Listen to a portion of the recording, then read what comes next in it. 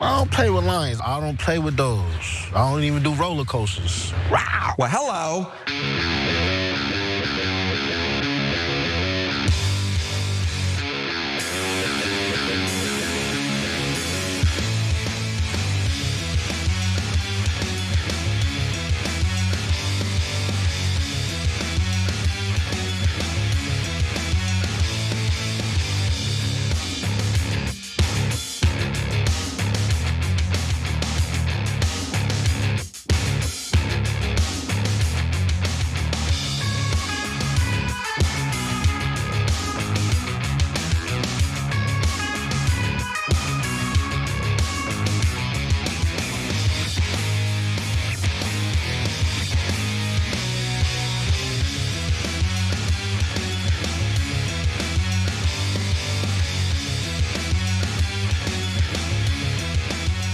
All right, welcome to the Young Turks. Cenk Uygur, Anna Kasparian with you guys, the online news show.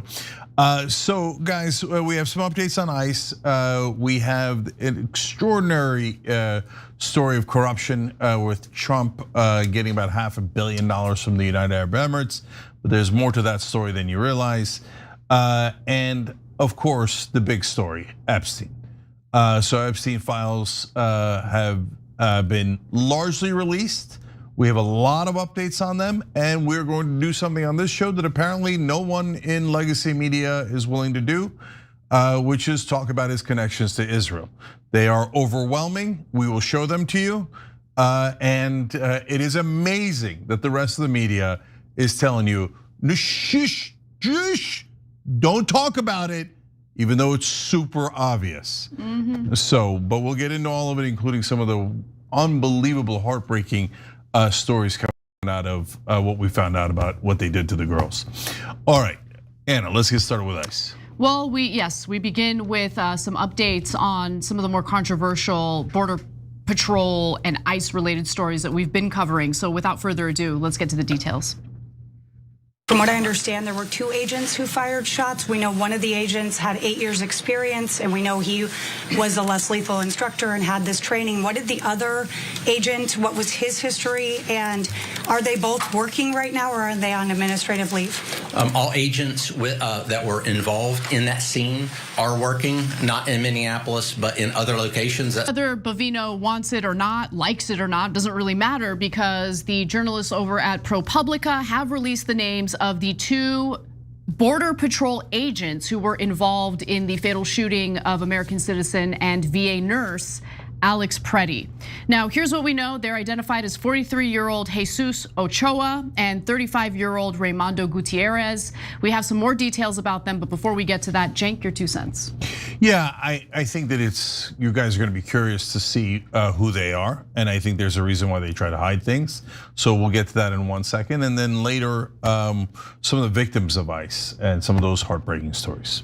Yeah. So ProPublica wanted to also include a note or an explanation for why they decided to publish the identities of these Border Patrol agents. And they write that, we believe there are few investigations that deserve more sunlight and public scrutiny than this one, in which 2 masked agents fired 10 shots at Pretti as he lay on the ground after being pepper sprayed. The policy of shielding officers' identities, particularly after a public shooting, is a stark departure from standard law enforcement protocols, according to lawmakers, state attorneys general, and former federal officials. Such secrecy, in our view, deprives the public of the most fundamental tool for accountability. And I wholeheartedly agree with the editors over at ProPublica in their reasoning here.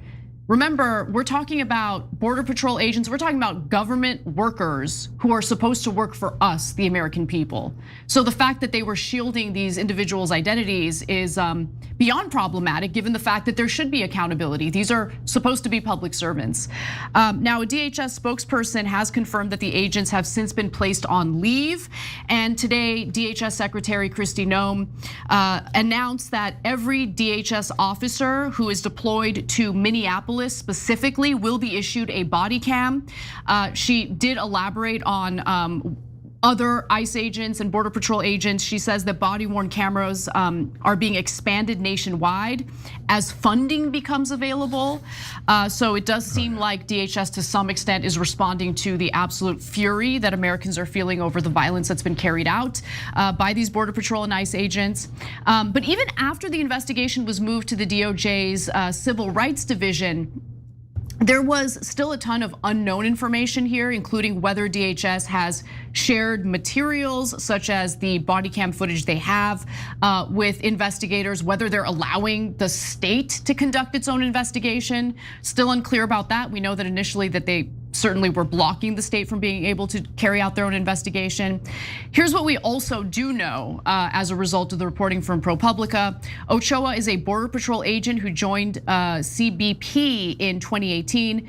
Gutierrez joined in 2014 and works for CBP's Office of Field Operations. He is assigned to a special response team which conducts high-risk operations like those of police SWAT units. Records show both men are from South Texas.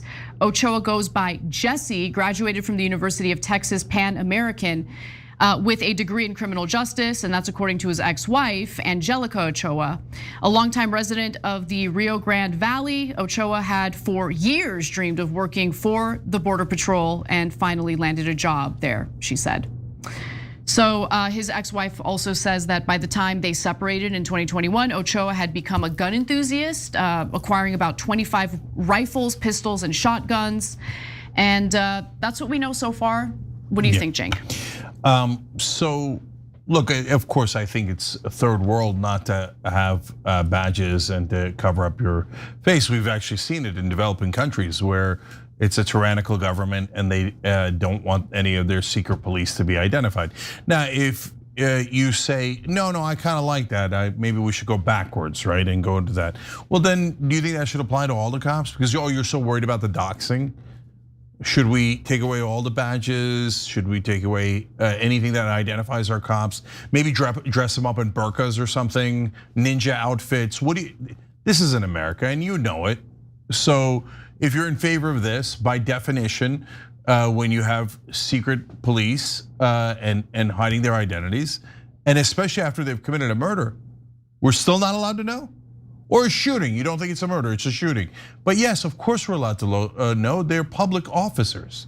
So it's absurd to claim otherwise. And by the way, if you think they did the right thing, then you shouldn't mind. They say, oh, well, they could get harassed if we find out their names.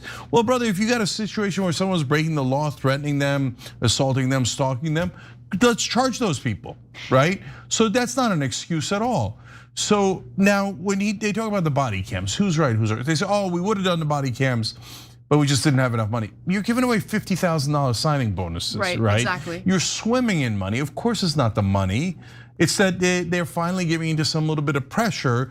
So they're saying, okay, maybe we'll do body cams. Good. That's a start in the right direction. And I also have an anecdote about who joins ICE, not just these days, but historically, that I want to share with you. But did you? I just wanted to comment on what you had to say about ICE agents and Border Patrol agents wearing masks and how inappropriate that is. I mean, here's the thing. When you sign up for a job, you know what that job requires of you, right? So this idea that you don't want to be identified as a federal agent because you're worried about harassment is ridiculous to me. And by the way, we've been very consistent on this issue. So this is obviously nowhere near the same as working for Border Patrol or for ICE, but I remember covering a lawsuit that was carried out by a Muslim employee of, I believe it was an Abercrombie and Fitch, right? We had covered that. And she did not want to wear what the job required her to wear, including taking the headdress off. Okay, but you applied for a job where there's a certain look, right? There's a certain way that you're supposed to appear while you're on the store floor doing your thing. And if you're signing up for the job, then it means that you are going to concede to what is required of you in that job. In this case, why are you signing up to be a federal agent, a Border Patrol agent, and you're not gonna wanna identify yourself even though you are accountable to the American people because you're worried about harassment? Yeah, so I remember covering a different story, also coincidentally about Muslims, but we covered 1,000 of these stories about many different people. So he was working at a grocery store, and he didn't want to touch any of the bacon or the ham products because he says it's against his religion. Well, and then he's like, so they should, whoever has ham products should be forced to go to a different cashier. No, brother, then don't take the job. The cashier has to handle all the products coming through. It's okay, you're a devout Muslim and you don't want to touch ham, wonderful. Go take another job. For you, yeah. Yeah, it's a free country, but you can't enforce that on everybody else. But anyway, it goes to the obvious point of don't take the job if you can't do the job. And in our country, it's public law enforcement. And we get badges and we get faces and we know what our law enforcement officers are doing to us. Okay, so that's just part of the job. And the anecdote real quick, Anna, is, so a friend of mine told me this, and of course always take anecdotes with a grain of salt, but so he knew of someone who was trying to get a job as a cop, tried 3-4 times, couldn't get it. So he's like, finally like, I'll just go to ICE. And ICE is like, come on in, no problem. Yeah, right? I mean, they're on a hiring spree. Yeah, so like some of these guys are rejected cops, right? And others are different. Like there's a whole giant range of them, right? But overall, like some of these guys are taking the $50,000 sign-on bonus, have nothing to do with law enforcement officers. They were mowing lawns a couple of weeks ago, right? So we've got these untrained guys who've now kind of been unleashed in the streets, and they're anonymous because they're a mass. And then even after they commit potential crimes, if the government tells us we can't find out, no, that's secret police and we can't have it in this country. No, we should not, I don't care where you land on the political spectrum, we should not be in favor of state-sponsored violence, and we should not be like, it's like secret police. Like we shouldn't be okay with that. We should live in a free and open society. And if someone does issue threats against federal agents who are identifying themselves, well then they should be investigated. They should face consequences for doing that. But the idea that the rest of us have to suffer by having the state carry out these operations with masked thugs is ridiculous to me. All right, let's move on to the second half of this story because I also wanted to give an update on the little boy who was detained by ICE that went viral. So let's talk about that a little bit. Well, the Trump administration has now released 5-year-old Liam Conejo and his father after they were detained on January 20th in Minnesota and sent to a detention facility in Texas. Now, this move comes after a federal judge heard the case and has ordered them to be released. I'll give you his statement and rationale in just a moment. But as a reminder, Liam Conejo Ramos and his father, Adrian Alexander, I should say, Conejo Arias were returning from Liam's preschool on January 20th when they were confronted by immigration agents. A school board member who witnessed the father's arrest said last week that she heard an adult inside the home pleading with the agents to leave the child rather than detain him with his father. Now, I have more details on this in just a minute, including the lies that were told by DHS in regard to Liam's father and how he got detained. But Cenk, first your 2 cents. No, all I'm gonna say here is please listen to the details and ask yourself, is this the America we know and love? That's all. Okay, so DHS spokesperson Tricia McLaughlin, the same person who put out a statement after Renee Good was fatally shot and killed by ICE to say that she was a domestic terrorist, did release a statement about this saying that ICE did not target or arrest the 5-year-old and that his mother refused to take him following his father's arrest. But the story is way more complicated than that. ICE claimed that his father was abandoning him in order to run away during ICE's attempt to arrest him. That was also a lie.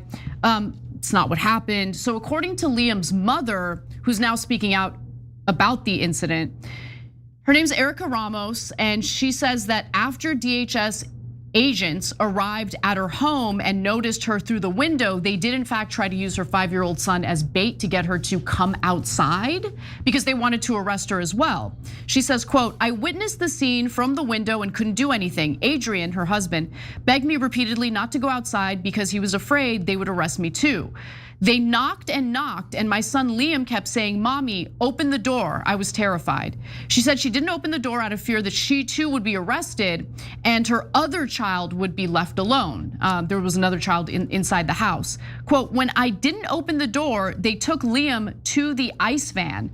It all seemed like an attempt to free me, to provoke me, as if they wanted me to run out desperately for my son so they could arrest me as well. They used my boy as bait. Even so, my husband desperately insisted that I not go out, especially because we have another child and I am pregnant. His only intention was to protect us like any like any responsible husband and father." And I should, by the way, add that Liam's father, they have an asylum claim. They have been abiding by the rules when you claim asylum. They appear to their court dates. They haven't done anything wrong, right? So the fact that they were targeted is already problematic. Using a 5-year-old for bait is even more problematic. Detaining a 5-year-old and putting him in a detention facility is also insanely problematic. So on Saturday, US District Judge Fred Beery issued a fiery court order demanding the release of the two from ICE custody. Here's what he had to say. "The case has its genesis in the ill-conceived and incompetently implemented government pursuit of daily deportation quotas, apparently even if it requires traumatizing children. Observing human behavior confirms that for some among us, the perfidious lust for unbridled power and the imposition of cruelty in its quest know no bounds and are bereft of human decency, and the rule of law be damned." It's pretty strong wording there. Yeah, it is, and it should be. I mean, who uses 5-year-olds as bait? Come on. Untrained ICE officials. And if people are violating a law outside of coming here undocumented, we all already agree, right? So you kill someone, you rape someone, etc., you gotta go. Everybody agrees. So now we don't agree necessarily on whether there should be mass deportations of people who are here in an undocumented fashion and are not going to court proceedings or not following the law, etc., right? Can we get agreement on the other one where they are following the law and they do have an asylum hearing coming up and they're just doing exactly what the rules are? But we don't have agreement on that because ICE is grabbing all of them, and sometimes right before their hearings, sometimes they'll go trolling inside the courts to see if they can find anyone who has come to their hearings to follow the law. They're like, "Oh, that's a mistake. You shouldn't follow our law because if you do, we're going to arrest you whether you're following it or not." So, and because they think they're lazy, oh, that's an easy place to go meet the quota. Right. Stephen Miller demands that we arrest people, right or wrong, and that we have to hit this quota. So why don't we just go pick up the people who are following the legal proceedings, and then we'll dangle their 5-year-old in front of them, and see if we can get more people into our net. This isn't the way we're supposed to operate. This isn't even close. Even look, guys, I get that there's a portion of the MAGA extreme right who loves this stuff and is kind of enjoying this process. Let's be honest about it, right? If you say there are no such people, just go online, right? Like some people get off on the cruelty and it's heartbreaking, but it happens. So I'd like to think, I hope that it's not the majority of Trump voters, and some polling indicates that, right? But for those of you who are genuine and say, "Hey, you know what? I just can't stand that there's undocumented immigrants here." Can you at least concede that we should follow our own laws? I mean, we're saying we should kick these people out of the country because they're not following the law, except we're not following the law, right? So we take people like this who are in the middle of following the law and go, "No, we're gonna break the law and kick you out anyway." Nah, that's not rule of law, and that's why the judge is a little, a little dramatic in his language, which I rather enjoyed. No. No, He was right to be dramatic. I like the tone. Yeah. Let's chill with the SAT words. No, I get it. That's what I'm saying, right? Bereft. Yeah. There's a lot of that, but that's okay. That's okay. God bless each to each his own, right? But the most important part of what he said is this is not the rule of law. It's the opposite. Exactly. All right. Well, we got to take a break. When we come back, we're going to dive right into the Epstein files. There was a lot to talk about, so I had to be a little bit picky. just know that if we don't talk about some of the things that were uncovered, it's not because I don't find it interesting, it's because we have a limited amount of time. We'll probably cover more of it throughout the week. With that in mind, let's take a break. We'll be right back.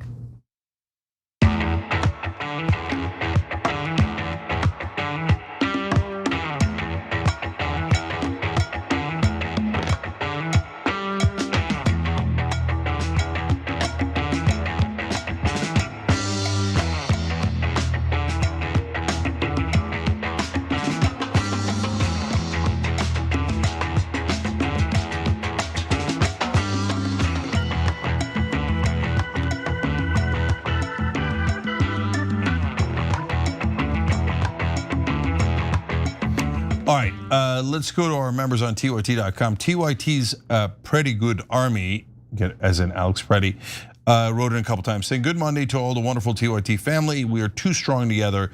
I'm happy to be here with all of you. Happy to have you, brother." They also wrote in, I'm still feeling that these ICE attacks, and they are attacks on blue cities and states, they are happening in efforts to get a hold of voter information. Demands of the Trump administration for the voter information as leverage for backing off of the ICE invasions are part of rigging future elections.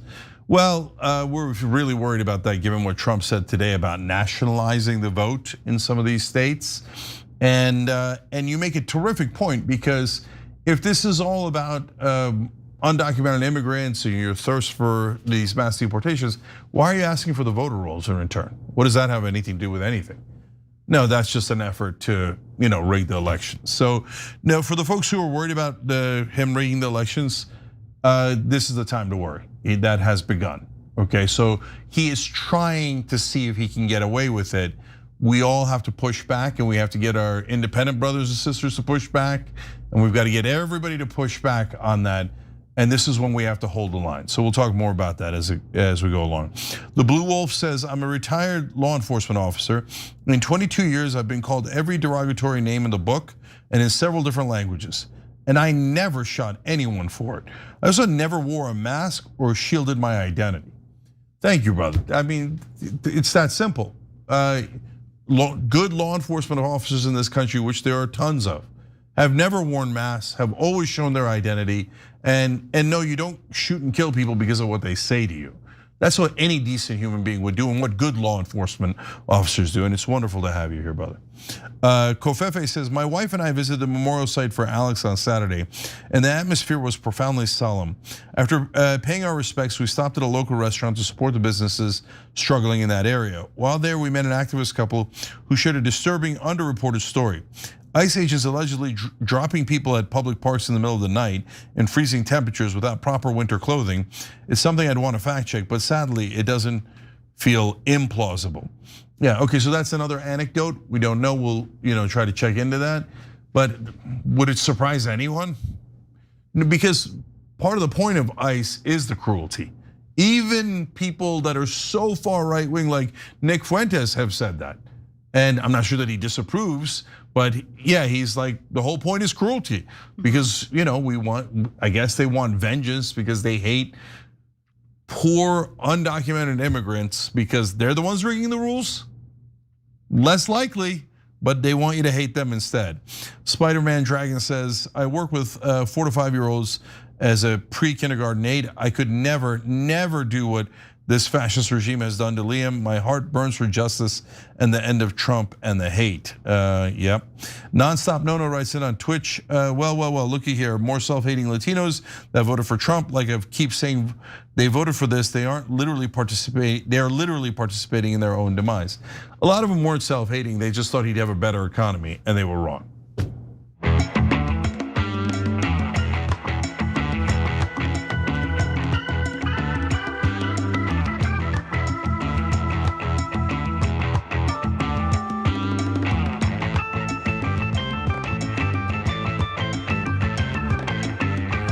Back on TYT, the online news network. Cenk Uygur, Anna Kasparian with you guys. More news. All right, let's talk about the Epstein files. Let's talk about the depravity. Let's talk about the fact that our government and the power players in US media know that Epstein was working for Mossad and are part of the cover-up. That'll be the second Epstein story we cover. But the first one, I wanted to draw attention to what I find to be the most unsettling and disturbing document that's just been released, at least as far as what I've seen so far. I'm sure other things will come out soon. And I want to give everyone a warning because I'm going to get into details here that are beyond disturbing. All right, let's get to it. One of the most disgusting and unsettling documents that were part of the latest Epstein DOJ document dump have to do with a girl who was 16 years old at the time, and what she wrote in her diary as she was allegedly abused by Epstein and his cronies. Before I get to the details, Cenk, your 2 cents. Yeah, so we've heard a lot about the different girls who were abused, but focusing in on one story like this, I think is gonna give you a sense of the horrors that happened during this Epstein regime, these years. And think about all the people who helped support this, as Anna tells you this heartbreaking story of what happened to this girl. So if you search for it, you can find her actual diary in which she wrote in her diary as this abuse was happening to her. And she names names. She wrote in code. I mean, it was really easy to decipher what she was saying, but I'm gonna give you the screenshots from the FBI's interpretation of what she was writing in code, okay? So first, here's what we know about the girl who is now much older, but at the time she was 16. She has autism and Down syndrome. She was born with mosaic Down syndrome, which is apparently a rare condition which gave her some of the features of typical Down syndrome, but did not affect her physical appearance at all. In fact, in the diary, she actually writes about her autism. We'll get to that in just a second. She talks a little bit about how she doesn't like that people are always like making fun of Spirit Airlines because Spirit happens to be the only airline company that's made accommodations for autistic people. Yeah. Oh God, it's just, evil exists, man. It just does, and I want to do something about it. Yeah. Go ahead. So they liked her because they thought she was easier to take advantage of because of her condition. And then apparently she was really beautiful, and they kept talking about her beautiful blonde hair and blue eyes and how she was like a porcelain doll. And so in the way that they targeted people they thought were easier to take advantage of is extra sickening. Yep. And wait till you get to what one of the most top finance people in the world might have done to her, which is just an extra layer. So in her diary, she writes about getting impregnated, and in some of those instances, forced to have an abortion. In other instances, she did give birth. I mean, if we lived in an actual democracy in a country that cared about justice, we would find out what happened to those children, right? But we have no idea.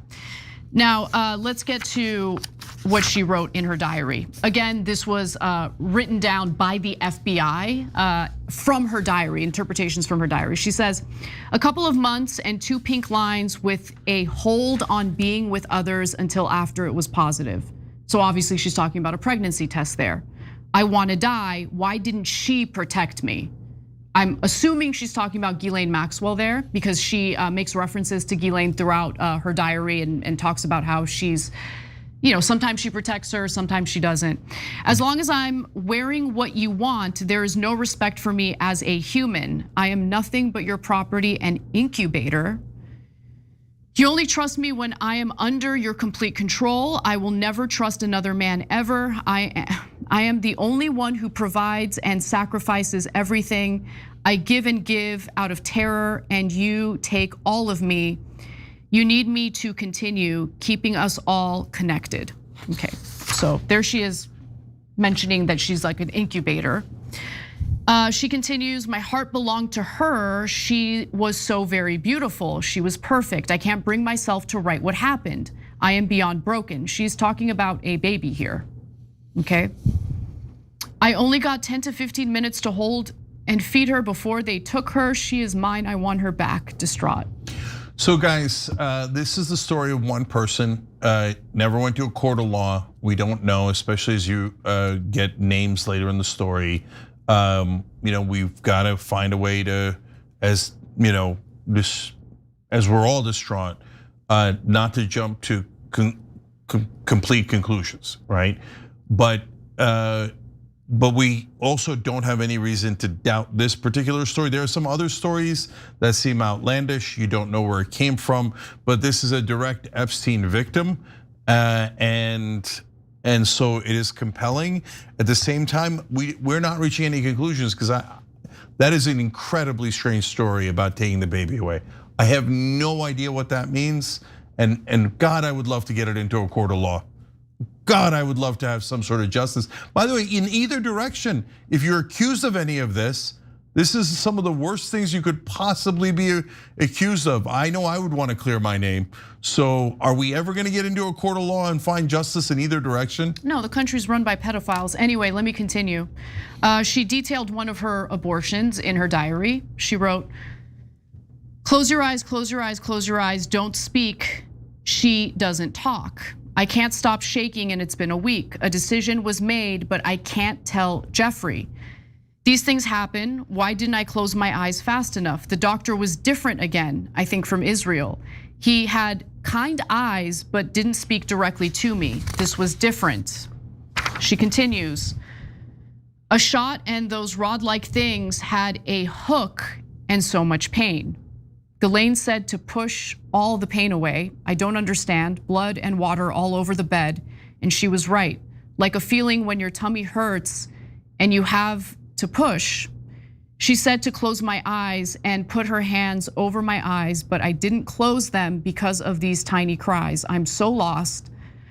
I saw between her fingers this tiny head and body in the doctor's hands. It reached its tiny arm up and had a tiny foot. I closed my eyes and no more." In her diary, there are multiple examples of her begging for help, begging for someone to find her, begging for someone to save her. I'll give you one example. "Please release me from this torture and hell." Yeah, so it's interesting that so far, not a lot of coverage of some of these harrowing stories within the files. I get some of it, which is, hey, listen, it's hard to verify, so what do we do with this thing?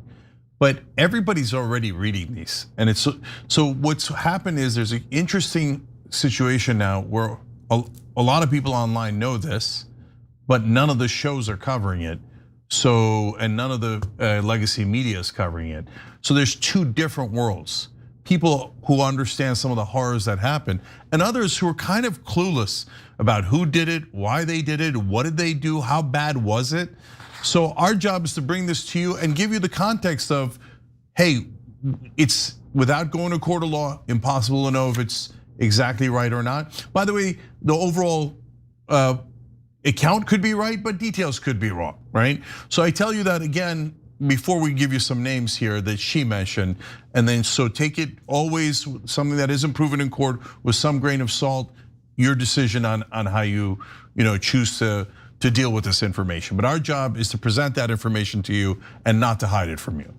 So she does name names in her diary. We'll begin with someone who allegedly committed suicide in prison, Jean-Luc Brunel. He was one of the people who was supplying girls to Epstein. She writes in her diary, "Jean-Luc Brunel is a disgusting pig with bad breath, and I'm almost positive does these disgusting things because he is struggling with maybe being gay. 6 weeks wasn't even given before being sent back, punishment for trying to run.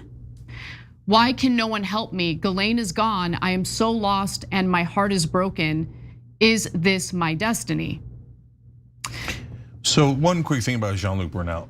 So I didn't know much about him until recently. So he's a guy who's in the modeling business, and then they get involved in Epstein's assembly line of young underage girls who get funneled to powerful people, yes, including Donald Trump, but including many others that you're seeing in these. So in fact, I think that the press does an interesting job of almost diverting your attention by just talking about the famous people and not about who organized this. I mean, look at the level of detail here. This is a very organized process. If you believe this story, she gets shuttled around between different people. You're gonna see more of that in a second. and there's an organization here, right? And then when I found out that Jean-Luc Brunel died in prison, committed suicide in prison, I was like, oh. And then as you were looking through the files, there's another woman who said she was part of it and that they were going to kill her, and then she dies right afterwards. And so there's a lot of suicides around this story, and I now don't believe any of them were suicides. And so you can say, how dare you? The government has already ordained it that. Well, you must bow to the government. The same government that was hiding all this? Yeah, the government has lost credibility. Okay? Yeah, the government has zero credibility. And it doesn't matter who's in charge. Biden, Trump, Democrats, or Republicans, they all have zero credibility. So let's move on to the financier who was also mentioned in her diary. And the financier I'm referring to is investment banker Leon Black. So this next graphic will show you what I mean when I say that she writes in code. It's not really code. So let's take a look at the next graphic, graphic 7. It's another poem that she titled Stopped Dead. And right next to the title of the poem, you'll see the name Leon Black. That's the way that she would write in code, right? Instead of writing from the left side to the right, she would like write words up and down like that. Okay, so she mentions Leon Black there, but that wasn't the only time she mentions Leon Black. Let's go to the next one. So she met Black in New York City in 2000, and he was introduced to her as Epstein's special friend. So this is directly from her diary entry about this, and decoded, it says the following: even though Ghislaine said it was best to take me home because Mr. Black is so important for some reason, my health, this is going to be hell to pay, or there is going to be hell to pay. I ruined their trio, and I am dramatic. When that fat F bit me, he threw me on the floor and got blood all over Jeffrey's carpet, and I am the issue. Who the F bites someone? Sick. No one is that important, and Leon can go F himself. I hate New York. So there had been some reporting about this a few years ago, actually. So in 2023, I came across this Newsweek piece about allegations made against Leon Black. And I'm gonna read you the excerpts. Black retired from his investment firm Apollo in July 2021 after a review found he paid Epstein $158 million for financial advice between 2012 and 2017 after the pedophile's criminal conviction. Interesting. So as I read that piece, it did make mention of one of Epstein's victims accusing Leon Black of biting her in her private area to the point where she bled. Yeah, so there's even more harrowing stuff in there about the nature of that particular rape, about how she was expecting that he was going to be like Epstein. And Epstein gets massages, and then he proceeds to sex, etc., and is apparently not usually violent. Whereas Leon Black slammed her on the massage table, according to her, so hard that it knocked the wind out of her, and then started ripping her clothes off, bit her, and she started screaming, and he would constantly cover her mouth. And so now, guys, in terms of how do you judge this one? First of all, everyone makes their own judgment call about things that haven't been proven in court.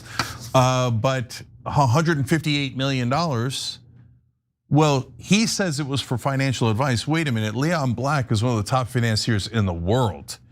If you need financial advice and you need to pay $158 million for it, no one would ever hire you again. That wasn't for financial advice. There's no way in the world that one financial guru asks anyone else, or let alone Epstein, for financial advice and pays them $158 million for it? No. So you have a good sense there. And by the way, Leon Black is, in retreat over this, and he quit Apollo over that. He should be hanged for this. If it's true. Prosecuted, okay, we still have a justice system, but he should be investigated, he should be prosecuted, and if convicted, let's bring back public hangings. By the way, I don't know if people know yet, but let me be abundantly clear. I have changed my stance on the death penalty. I think in some cases, the death penalty makes sense. This is a perfect example, and it should be public, should be on the town square, hanged in front of the public. That's what I want to see. If it's true. If it's true. If it's true, and then you could argue about whether that's the right form of justice. But I would love any kind of justice, especially given the last email. Watch the pig squeal.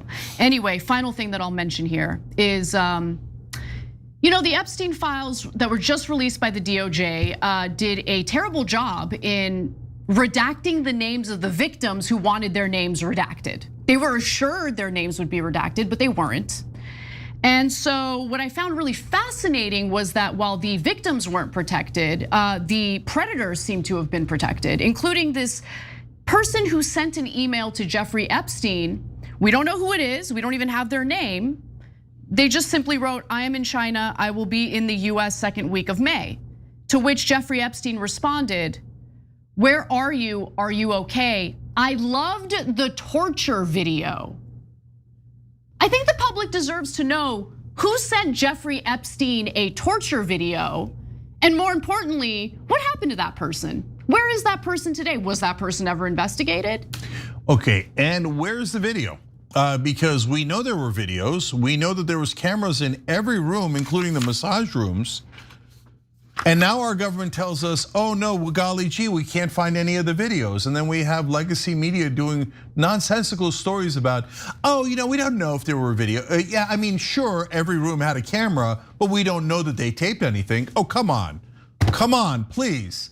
So now people are starting to have a little bit of despair here and significant anger. Because they're saying, well, okay, our government obviously doesn't work for us because they knew all of this for decades. And they covered it all up. And it didn't matter who you voted for, they all covered it up. So I don't want to hear any crap about Democrat or Republican on this. All of them are guilty. That's right. Everyone that was ever in the executive branch that had any information about this, you all covered it up. And it's super obvious why you covered it up, because it involves intelligence agencies. But now you turn to the national media and they're like, intelligence agencies? No, the only country being mentioned is Russia. Are you kidding me? If you read the files, it is nonstop. Israel, Israel, Israel. Even in this story, randomly, an Israeli doctor shows up. Not a Russian one, not a Bulgarian one, not a Thai one. It's constantly Israel. But I don't know, the reason I bring that up here is I don't know if that's why the media is like shush, shush, shush. That is why. Right? That is why. But look at these atrocities. That is why. So the government says under no condition will we serve the American people. We will serve the monsters who did this.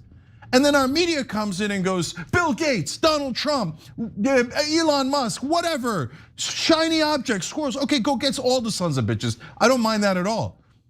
But you're not talking about who organized this. It is obviously a giant organization. They send women all across the globe to some of the most powerful people on earth. And the mainstream media wants us to believe that there was no organization. It was just Epstein and Ghislaine Maxwell just walking around, and they never mention Ghislaine Maxwell's connections to Israeli intelligence. They never mention Epstein's deep connections to Israeli spies lived in his home. And they're shush. No, we're not gonna shush. This is stuff made of like horror. These are horror stories.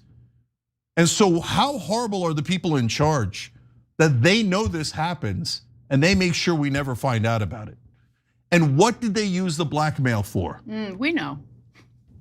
Anyway, we can talk about that a little more in the next segment, where we talk about the evidence that's been uncovered in the latest batch of the Epstein files in regard to Epstein's ties to Mossad. We'll be right back.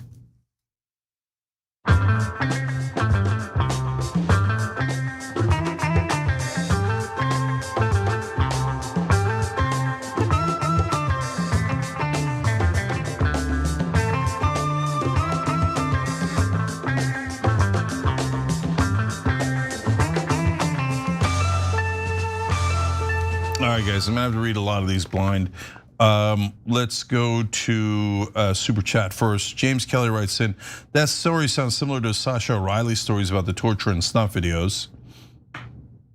Mo Bahar writes in, we used to think some of the accusations against Trump were so horrible they couldn't possibly be true, but again, they turned out to be true. Monster. So guys, as I read through some of these files, you start to think, oh my God, was it all true? And like, there's even references to kids being called pizza. Oh no, by the way, I mean, look, God, there's just so much I want to talk about when it comes. We could dedicate like the entire week of show on this issue alone. But yeah, they use the word pizza as code for girls. And so anyway, it helps you kind of understand where some of the conspiracy theories came from, right? And when it comes to Comet Pizza, I don't know about whether that's involved at all. Whatever. No. But now you know where the Pizzagate stuff comes from. No. What I found interesting about that, Anna, is that they might have known that some people apparently knew that pizza meant young girls, but instead of connecting it to Epstein, Israel, Mossad, etc., they connected to the Democrats. Yeah, I know. It's a misdirection, but it's interesting because apparently some people already knew about it. Yeah. I know. Okay, so that's just amazing. All right, let's go to YouTube members. Tom Vermont says, American justice seems to be tied to how much money you have. Ding, ding, ding, we have a winner. Yes, Tom, billion%. And by the way, whenever there's an evil person to defend with that involves a lot of money, Alan Dershowitz. And Alan Dershowitz is all over the files, all over the files. Lady AF says, I didn't hear those stories yet. I had to sit down, effing hell. Yep. With it, Gal says, Anna caught you on Piers today, amazing as always. Yep. Dana Albright says, Kenny Clips does some great reporting on how the reasonable, less fascist ICE officers request to not be deployed to the confrontational sites, so the crazy and less experienced gets sent to Minnesota, etc. That's interesting, I hadn't seen that. Ken has excellent reporting. Nani Dragon says, then why did he go to an ICE detention center and not in the hands of another relative if they claim that the parents abandoned him? Twisty Lock says, yes, I've grown up in this very same America, referring to all the ICE abuses and law enforcement abuses. Full disclosure, I am black. And brother, you're not alone. A lot of folks that are African American are saying, welcome white Americans. This is what we've been experiencing for a long, long time. Kevin Shea, but at least, hey, we're united now. We're now all being oppressed. We told you, they're not gonna just occupy Democrats or the left or black people or brown people. No, they're gonna occupy all of us, and they don't give a damn if you're left or right wing or white or black. We are already occupied. Yeah. Time to wakey. Okay, people are just, it's just a normal day. It's just another freaking day. It's just another freaking day, right? Like wakey. We don't live in a sovereign country. Wake up. We got to do something about this. Well, we're just operating like it's another day. Totally normalized. Pedophile ring, run by Israel, not a big deal at all. Who cares? Israel's our special ally. Let's send them another $6 billion in weapons. OperationConsequences.com. There should be political consequences for working for Israel instead of us. There's never going to be. Okay, let's see. We'll be back.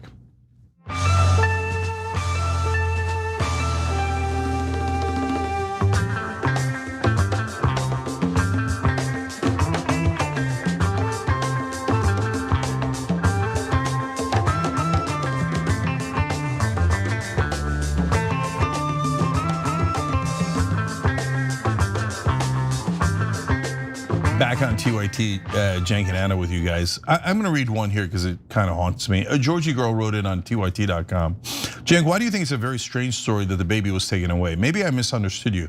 You have to know the long history of babies being taken from young girls and women at birth. The Magdalene laundries are just one of the well-documented horrors. So that's true, Georgie girl. But so this is happening in the United States of America in contemporary times. So if that story is true, where did the baby go? That is not a small question. That's not a small question. That's a gigantic question. And if they start saying, oh, the babies of young American girls who were raped, you're not allowed to know about that. No, there's like, the anger is now very significant. I don't know what happens with it. And the establishment, it seems like they're trying to wish it away. It's not going away. No, it's not. Okay, it's only building. But all right, let's tell you about who's responsible and then we'll talk about what we can do. All right, let's get into it. What was really going on with Epstein? Because Epstein was more than just a serial pedophile and a pervert.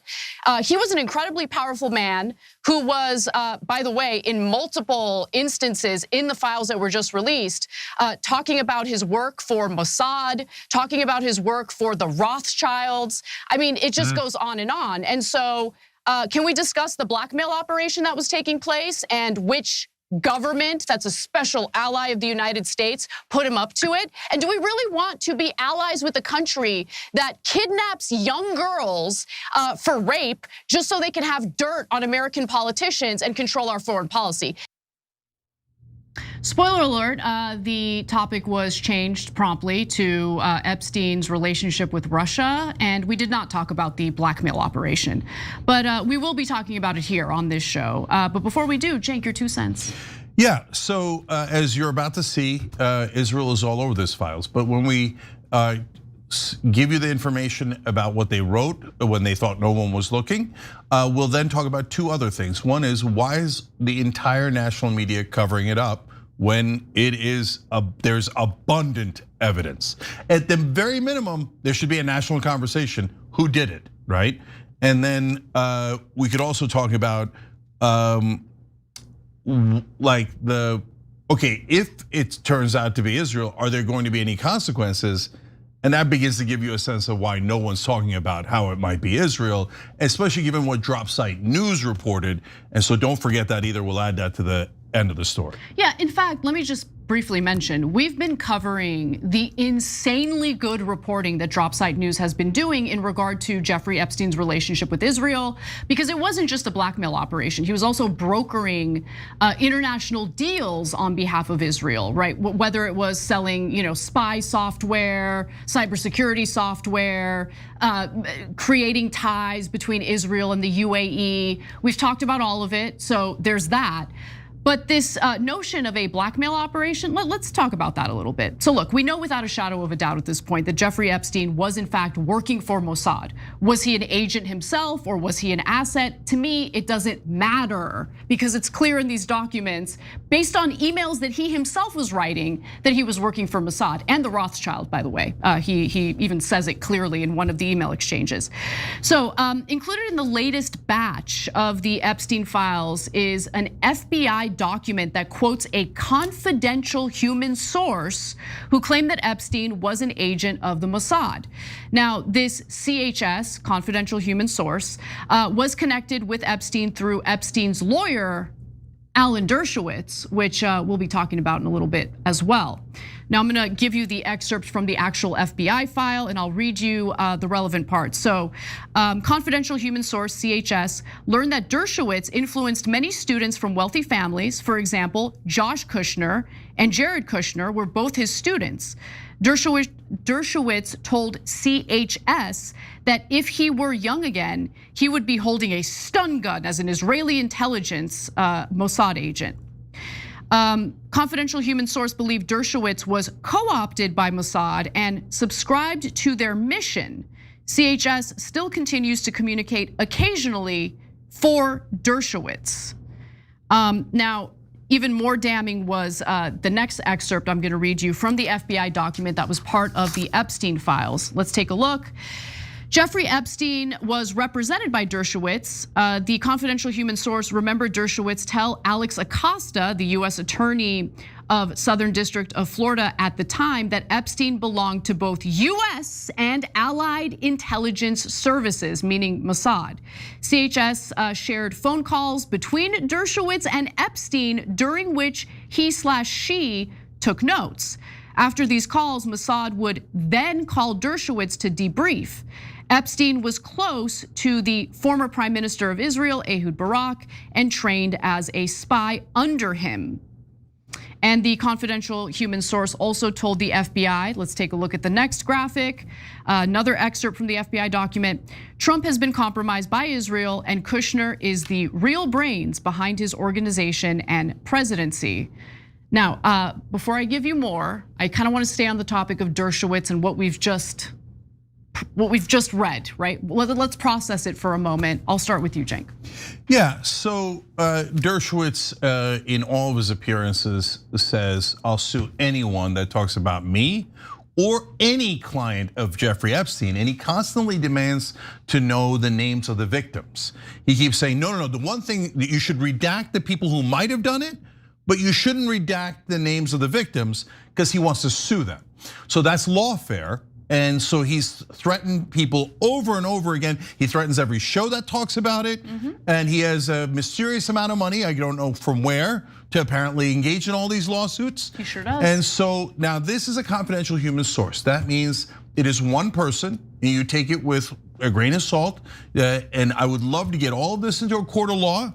And I would love for all this evidence to come forward and for us to adjudicate this. Now, for the moment being, we don't have that. Why? Because Dershowitz and Epstein and everyone who covers up for them in the US government has prevented that from happening. There are no clients, the Trump team told us. Biden didn't do anything. He just drooled for 4 straight years. And every administration, there's nothing to see here, but 1,200 girls have been raped. But no one raped them other than Epstein and Maxwell. So now we have the stories of Dershowitz. Again, we're not saying they're true. We're telling you this is what's in the files reported by a confidential human source. Another where he watches Epstein. What? Okay, all right, go ahead. Because I actually read verbatim what the Epstein files say about Dershowitz during my appearance on Piers Morgan's show today. And I had a question for both Eric Bolling, who was on the panel, and Piers Morgan about Dershowitz and whether or not they're interested in talking with him on their shows in the future. So without further ado, let's take a look at how that exchange went down. Anyone who mentions Dershowitz's relationship with Epstein, as I have done in the past, gets threatened by Dershowitz with a lawsuit. And I never retract my statements because I would love nothing more than to go through that discovery process. But in the files that were just released, there's an email that Norm Finkelstein sent out, essentially condemning Dershowitz because Jane Doe number 3 said this in sworn testimony. Harvard law professor Alan Dershowitz was around Epstein frequently.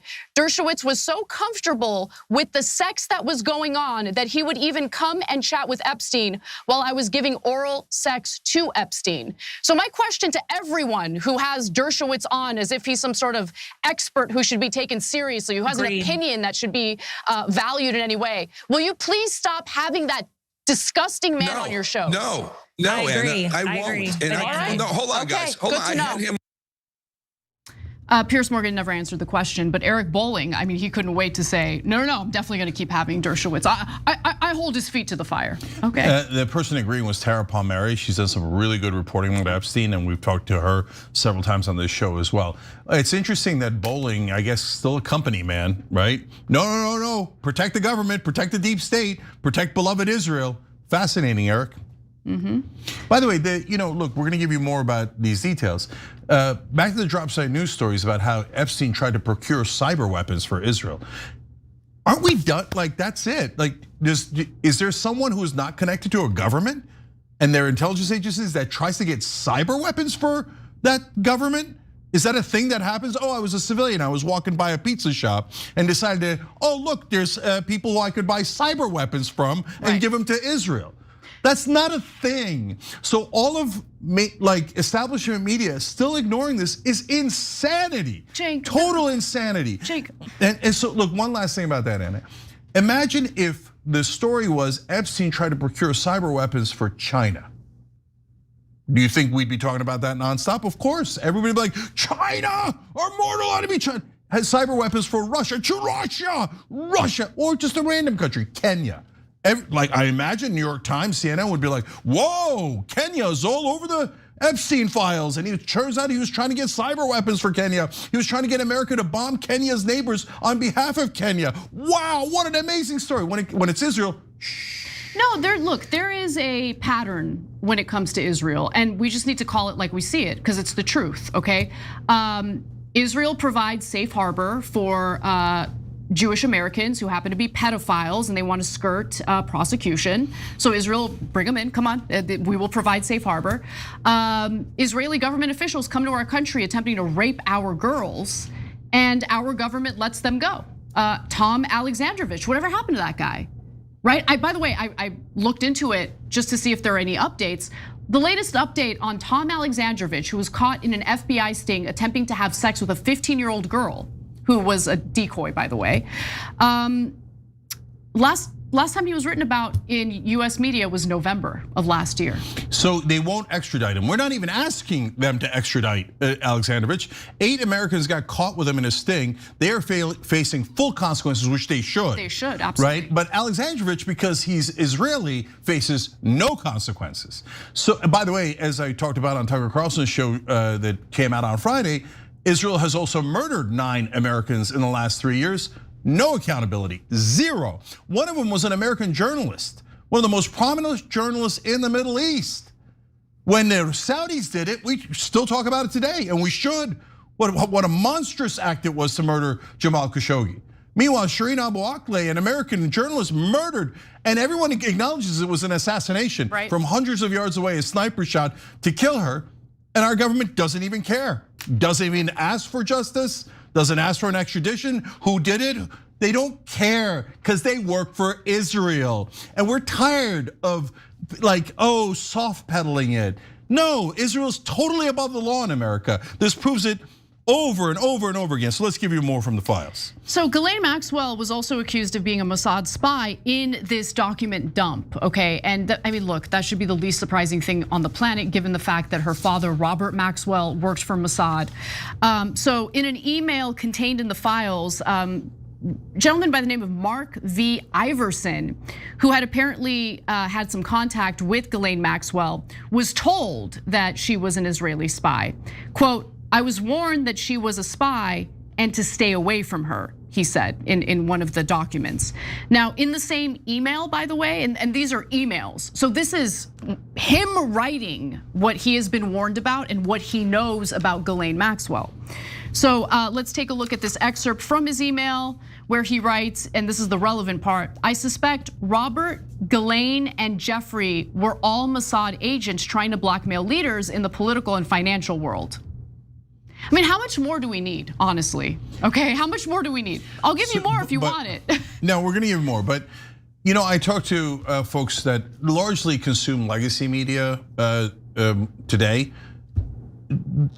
So if you're online, especially if you watch Young Turks or some of the other shows that are revealing these things, or you're on X, you largely know a lot of these things. For people who are consuming legacy media, watching cable news, reading New York Times, etc., they have no idea who Ghislaine Maxwell's dad is, and that he was a legendary Israeli spy, that he stole Americans' nuclear secrets. Now, these are acknowledged facts, but if you tell people who watch television, they think you're a conspiracy theorist. They're like, oh, that sounds crazy. Ghislaine Maxwell, a potential spy for Israel. Her dad was their top spy ever? Oh, come on. You must be an anti-Semite. That's what legacy media told me. No, it's right here in the files. We didn't write the files.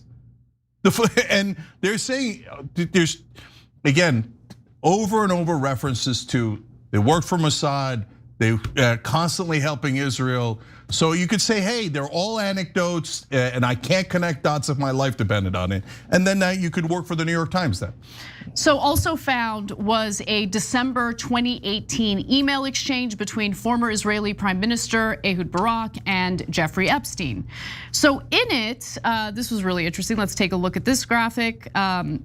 So Barak asks Epstein if he's going to be in London on Thursday, and Epstein says no, and quote, "You should make clear that I don't work for Mossad," with a smiley face. He included a smiley face on that.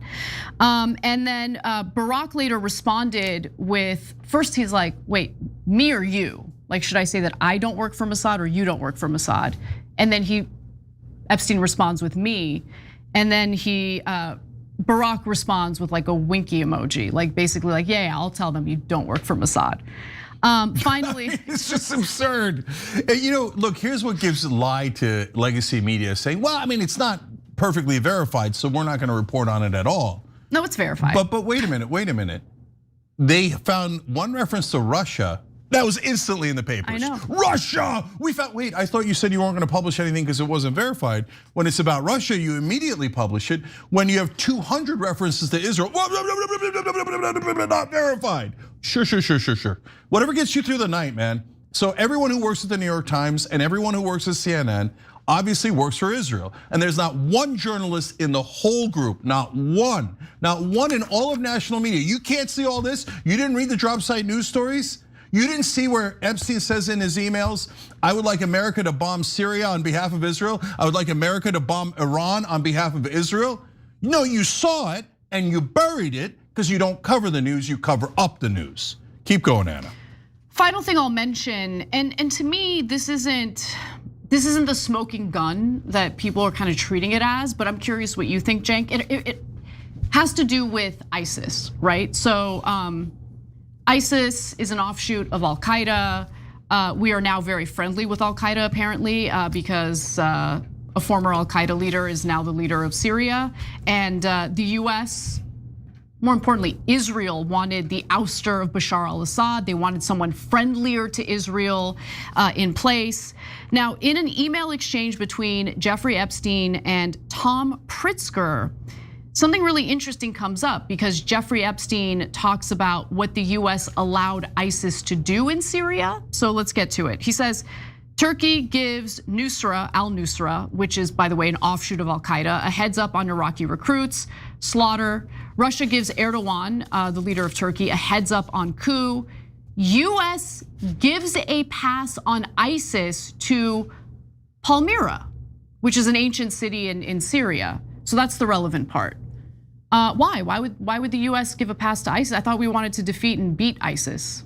Why hasn't ISIS ever attempted to attack Israel? Not that I want them to, but isn't that kind of interesting? It is weird how they have attacked all of the Arab states, and the most Muslim fundamentalist terrorist group in the world thinks Israel's A-okay and never attacks them. Weird. Things that make you go, So look, is ISIS engineered by Israel? I don't know. I would bet money on it, but we don't have the smoking gun. So what we're sharing with you is the information we do know. These are in the files. Have they been confirmed? But the problem is, guys, when you go to confirm it, who's going to confirm it? The CIA? The same people? It says US, not Israel in that case. US gives a pass on ISIS. So what are we going to go to the CIA, who gave them a pass the first? Hey, are you guys working with ISIS? And we're going to get an honest answer? Are we going to get an honest answer from a Republican administration or a Democratic administration? Now, we know the answer definitively, no. We will never get an honest answer for them. So as journalists, your job is to dig in, right? Follow the money, follow the clues, connect the dots. But our national media goes, no, under no circumstances will we do that if it implicates the CIA or Mossad. Never. We are going to be lapdogs for them. And on top of that, up until now, so we'll see how they react now that this batch of Epstein files have been released. So far, still zip it, no, never mention Israel. But in the past, they would go an extra mile. If anyone mentioned Israel, then the New York Times would get riled up and say, all right, let's go find some way to character assassinate that person. Someone on the right said it, someone on the left said it. Let's call them an anti-Semite. Let's try to ruin their lives because we're journalists. No, you're not. No, you're not. None of these people are journalists. So we have no journalists in the national media. Not one talking about Israel. Not one has the courage to mention the dozens and dozens and dozens of times Israel is mentioned, okay? And we don't have anyone in government we can trust. And they don't understand that the rage is going to build. You think you're just gonna do that to the American people? And they're just gonna be like, oh, sure, yes, mainstream media, yes, US government, yes, CIA. Do whatever you like, sir. Rape our daughters, take their kids, do whatever you want. Of course Israel is above the law. Of course, we're so sorry. You think America bows like that? We've been bowing. Well, we're gonna find out. Our politicians aren't America. Our politicians are scum of the earth. They're the worst of us. And our stupid lying media telling us they're the best of us, that they're honorable, they're having debates. No, they're cashing checks and selling us out. On the Democrat, so the Republicans, you deal with your own house, thank God for Tom Massey. On the Democratic side, we got one guy, Ro Khanna, calling all this stuff out. He's the one that worked to get these files released. By the way, everyone on the Democratic side, Ro Khanna almost single-handedly got these files released on the Democratic side, working with Massey on the right wing. I mean, he's the only one that's functioning in Congress. What is everyone else doing? What are all the Democrats doing? I'll tell you what Chuck Schumer did over the weekend. That's what they're doing. What are they doing? Smelling their own farts. That's what they're doing. They're just useless. And I mean just about every Democrat outside of Ro Khanna. And so, you know what they did this weekend? The leader of the Democrats in the Senate, Chuck Schumer, he gave a speech about how we have to give more money to Israel. He gave a speech about, I will get Israel every dollar that it needs, beloved Israel. Who was he giving the speech to? Donors who are gonna give him more money and who are gonna bribe more congressmen. But as they give money to 94% of Congress, not one reporter in corporate media can figure out, gee, I wonder what's happening in Congress. They're only giving to 94%. You're not allowed to mention that fact. You should all be humiliated and you should all retire immediately if you're pretending to be a journalist in establishment media. None of you are journalists, not one of you. All right, when we come back for the second hour, we'll talk a little bit about the Trump administration basically avoiding Congress to send another $6 billion to Israel. 6.5. 6.5, let's be accurate. Lots more to get to, don't miss it, we'll be right back. They knew and they let it happen.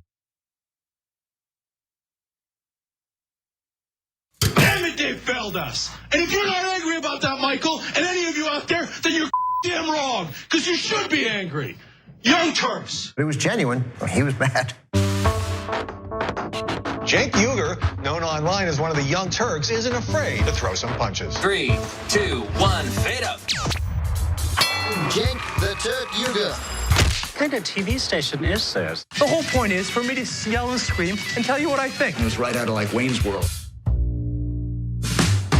This guy on this little rinky-dink website is speaking truth to power. We've been averaging 600,000 views a day, beating most of the cable shows in America. We're the largest online news show in the world. We're celebrating our 1 billionth view. Television, we're coming. More politics ahead with Cenk Uygur. He knew that the MSNBC opportunity was an experiment. If Phil and host beat CNN and headline news combined, at some point they want to give me a show. Every single year that comes out of our paycheck. We put it in, and you're saying we were suckers. When you, as a host, tells someone you're interviewing to shut up, that's going to raise a red flag. That guy needed a tall glass of shut up juice. If President Obama's doing the wrong thing, I'm not going to tell you that he's doing the right thing so I can, quote, support him. He says to me, you won't believe the meeting that I just had.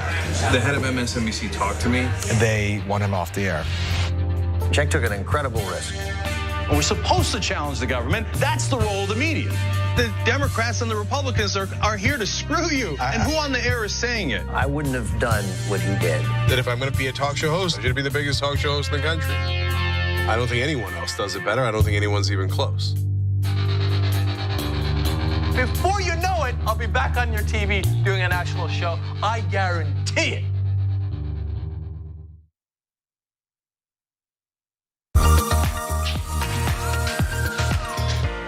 Magic. It's showtime. And say 45 minutes. I'm hosting today. Now I know what you're thinking, Jerry, your face is already perfect, but you know what? I still need to apply some makeup.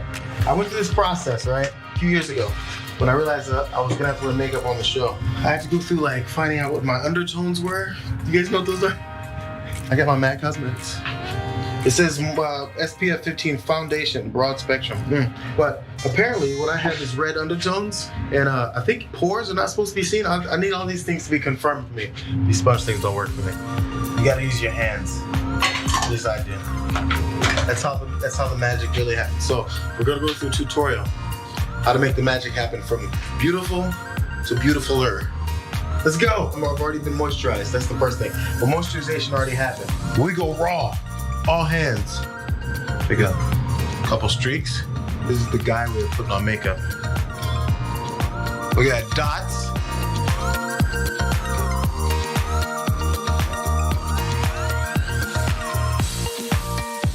There's some shiny points that generally happen. First of all, here we go. You dust here. I'm putting way too much, but you dust. Oh, get the excess off. You don't want chunky powder. There's like a T-zone, I think, right? Mine is a double T-zone. Because I went middle and another cross. Make sure your nose isn't all shiny. People get on you for it. You know, say, that's not a good point you made on there, JR. Your nose is shiny. You guys are picky like that sometimes. I think that's about it, fellas and ladies. See you guys next time. Bitsies.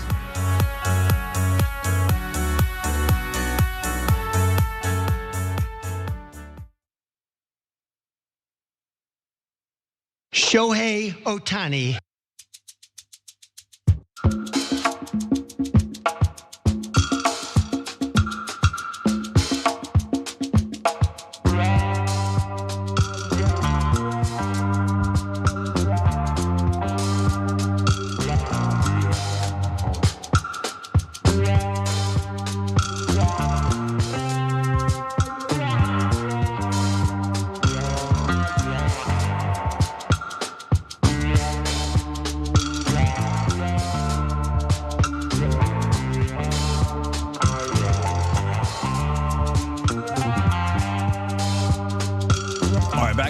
Cenk with you guys. By the way, at the top of the hour, Senator Van Hollen is going to join us from Maryland. Arguably the new Bernie Sanders, doing great work and actually challenging Israel. So he's the one guy in the Senate. All right, Anna. Before we get to that, more talk about genocide and how we are funding it. So the Trump administration has sidestepped Congress yet again to basically give Israel another massive arms deal. And this is the third time he's doing it, by the way. So meanwhile, Israel continues to kill Palestinian civilians in the Gaza Strip, which I'm sure you have a lot to say about, Cenk. Yeah, so what I want to show you guys here in this story is, number one, how much money we're giving. And it doesn't appear that any of this has congressional authorization. So if that's true, it's just a robbery. And then we want to talk about what are they doing with that money? And that is going to make your stomach turn. All right, Anna. So how much money are we talking about here? Because remember, we've already, since October 7th, given Israel tens of billions of dollars. Well, the State Department announced on Friday that it was planning to send Israel more than $6.5 billion worth of weapons aid that included Apache attack helicopters and combat land vehicles, bypassing a congressional review process. Conveniently, they made this announcement after 5 p.m. last Friday, surely hoping that it would fly under the radar. But people like us pay close attention to stories like this. Now, the weapons packages included in the deal had been under review actually for months by the House Foreign Affairs Committee and the Senate Foreign Relations Committee. Now, they were, I guess, a little bit concerned about continuing to arm Israel given the atrocities and genocide it has carried out.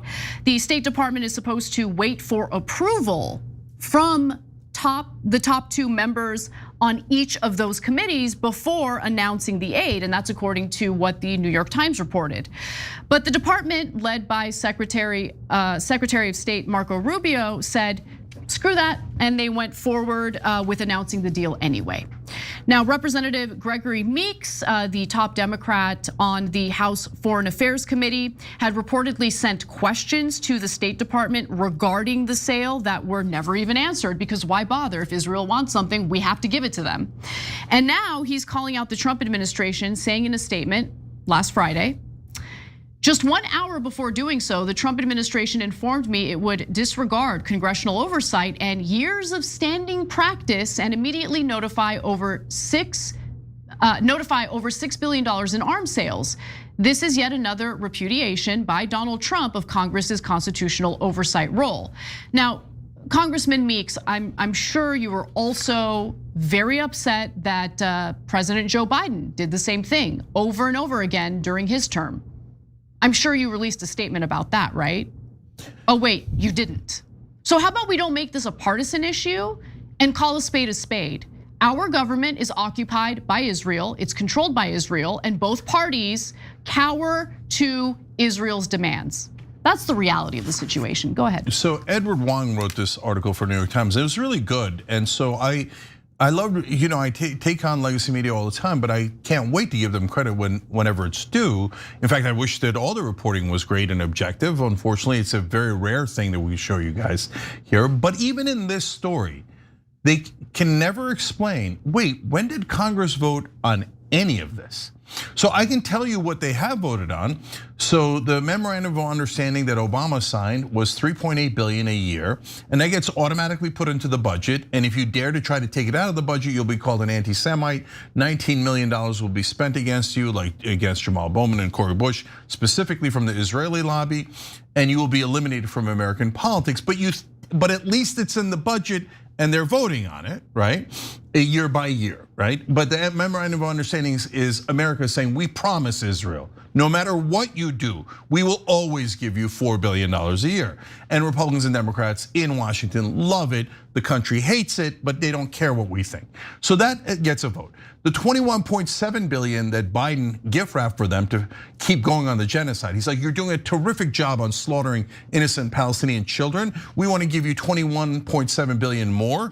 That was voted on. And Republicans and Democrats were like, attaboy, kill more children. That's our sick, disgusting Congress that actually at least voted on it and followed the law. Now, the last three, the $8 billion, by the way, proposed by Joe Biden, concluded by Donald Trump. I don't know where they voted on that. Nobody knows if they voted on that. Then Trump did another $4 billion. No one can identify if it was ever voted on. And now this $6.5 billion, no votes. And there was an oblique reference in this article about, well, they do get $3.8 billion a year. I did the math. First of all, they've been getting it all this time. Second of all, 3.8 doesn't equal 8, 4, and 6.5. That's 18.5 billion that wasn't voted on. Where the hell did that come from? I think what's happening, guys, is that Israel realizes they got their caught through the Epstein files and all the things that are happening now, and the alliance of the right and the left against Israel's funding. And what they're telling Trump is loot the place. Forget all the rules. Give me the money now. They were looking for a 20-year memorandum of understanding, and they haven't let that go yet. They say, well, maybe we'll take it down to 10 years where you have to guarantee us, you owe us money, they say, okay, over and over again.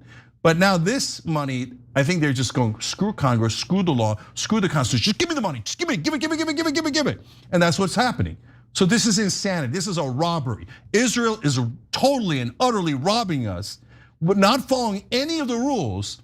And almost all of our media and all of our politicians bow their heads. You're right, and in fact, to your point about the media, every time a story like this gets reported, they refer to it as an arms sale and kind of make it seem as though, oh no, Israel is buying our weapons. They usually try to hide the fact that no, we are taking out debt to provide the money to Israel so they can buy weapons. They're not buying anything. Okay, they're not buying anything give with it their to own them. money. Okay, so and by the way, according to an analysis that was done by Brown's Cost of War Project, you're right, Cenk, the US funneled $21.7 billion worth of military aid to Israel between October 7th, 2023 and September of 2025. And as they explain, let's go to graphic 5. In the case of Israel, most arms sales are eventually paid for by US aid. In fact, I've never seen Israel pay for anything from America. So it's insane. But if you ask a question, all of media will come down on you like a house of cards and call you an anti-Semite. I'm just asking the most basic question of all time. Did Congress vote on it? Is anyone allowed to ask that question? Or do we have to submit to our own robbery? No, we have to submit to our own robbery. Otherwise, you're an anti-Semite, of course. Now, in the meantime, I just want to make it very clear that Israel has continued its mass slaughter campaign in the Gaza Strip. So the IDF has continued slaughtering Palestinians. This certainly happened over the weekend. We've got a video on that. Let's take a look. This is what a ceasefire looks like here. An Israeli strike rings out in Gaza City, hitting civilian homes, reducing this living room to rubble and killing 3 children sleeping inside. We woke up at 4 a.m. to a tragedy. We found my 3 little nieces in the street. They say ceasefire, but what did these children do? strikes also raining down further south in Khan Yunis. A section of this tent camp wiped out. A father and his 7 children among the dead. How would this plastic protect people? They died, and people were wounded with shrapnel 200 meters away. Sadly, I think that's the point. And in total, hospitals in Gaza said Israeli strikes killed at least 32 Palestinians on Saturday alone. On Saturday alone. That included at least 6 children, approximately 10 women, and an elderly man.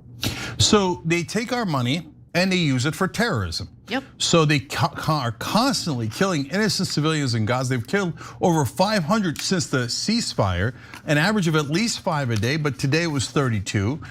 They keep massacring women and children over and over and over again, and they keep destroying every building that is in their area. Why? Because they're gonna rebuild it into Israeli condos. And so these are, look, this is IDF is the sickest terrorist organization in the world. It has a worse civilian kill ratio of any group, way worse than Hamas. 83% of the people they kill are civilians. They're obviously doing it on purpose. I mean, we say Hamas is doing it on purpose because their civilian kill ratio is 67%. And IDF's like, hold my beer. I'm gonna murder people at a greater rate, civilians, than any terrorist group in the world. So now, one last piece of the puzzle. On top of all the money we've given them through congressional votes, non-congressional votes, we've also spent tons of money bombing countries on their behalf. And since October 7th, there's another estimate saying we spent over $10 billion on the weapons we used to bomb Iran, Syria, and all of Israel's enemies in just the last 3 years. And I was kind of amazed that I went on Tucker Carlson's show, and even a lot of his audience didn't know that even before October 7th, we'd given Israel $300 billion in inflation-adjusted dollars. Now it's up to about $350 billion. And that the global war on terror is actually the global war on Israel's enemies. And we spent $8 trillion on that. So this is nothing but a robbery. And so if they keep telling us, oh, no, America's getting so much more out of giving us money than we are. Okay, great. Then why don't you give us the money back and you'll get all the benefits? So you see all of their talking points are obvious, ridiculous nonsense. They don't stand up to a single shred of scrutiny. Oh, we're helping America by taking your money. Great, then we'll help Israel by taking your money. Oh, don't you dare, don't you dare. Give me more money, give me more money. That's what Israel says every day, and they funnel our billions of dollars of our taxpayer money, and we have to pay interest on that for the rest of our lives, so that beloved Israel can have more money to massacre more children. Those are stone cold facts. That's right, that's right. One footnote, I don't even think this really matters, but apparently, even though the Trump administration ignored the formal committee review process for the latest $6.5 billion sale, the State Department still theoretically has to send the deal to Congress for formal approval, which, I mean, the lawmakers are just gonna let it go. Are we gonna pretend like they're gonna raise objections to this and prevent the money from going out? Well, so look, we have operationconsequences.com. You could say, hey, I'm skeptical it'll work. Of course, we have very little power. They have almost all the power, right? So, but what is it? We have 2 pledges. If they take money from the Israeli lobby, never vote for them again. And if they give Israel $1 more, that means they're saying, I work for Israel, I don't work for you. You stupid idiots, you voted for me. I betrayed you, and I gave all your money to Israel, right? So we're asking you to make a pledge on operationconsequences.com to never vote for anyone who gives a single dollar more to Israel.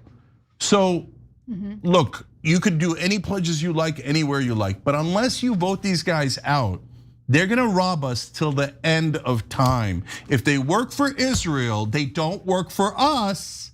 If you keep re-electing these incredibly corrupt incumbents in both parties, we will never change, and we'll all have to bow our heads and be occupied by Israel the rest of our lives.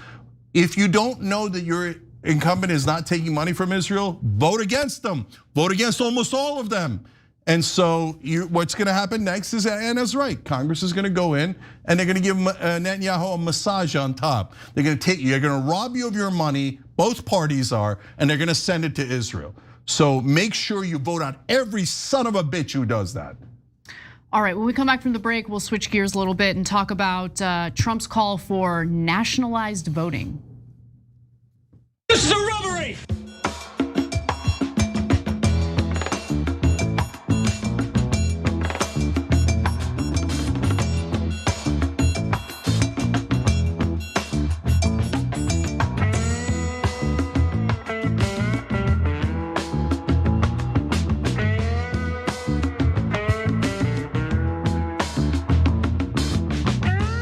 All right, I'll go to members on TYT.com. Dragon with a Girl Tattoo said, we buy their weapons for them so they can save their money to bribe our politicians. It's the circle of death. That's indisputably true. They obviously bribe our politicians. Yes, it's legalized by the Supreme Court, but there's no question it's bribery. And those same corrupt, indecent, immoral politicians, almost all of them, then turn around and give them 1,000 times what they got. Because it's not their money, it's our money. So the job of our politicians is to rob us on behalf of their donors. Eclectic Miscellaneous says, and by the way, again, the theater of corporate media. What a joke.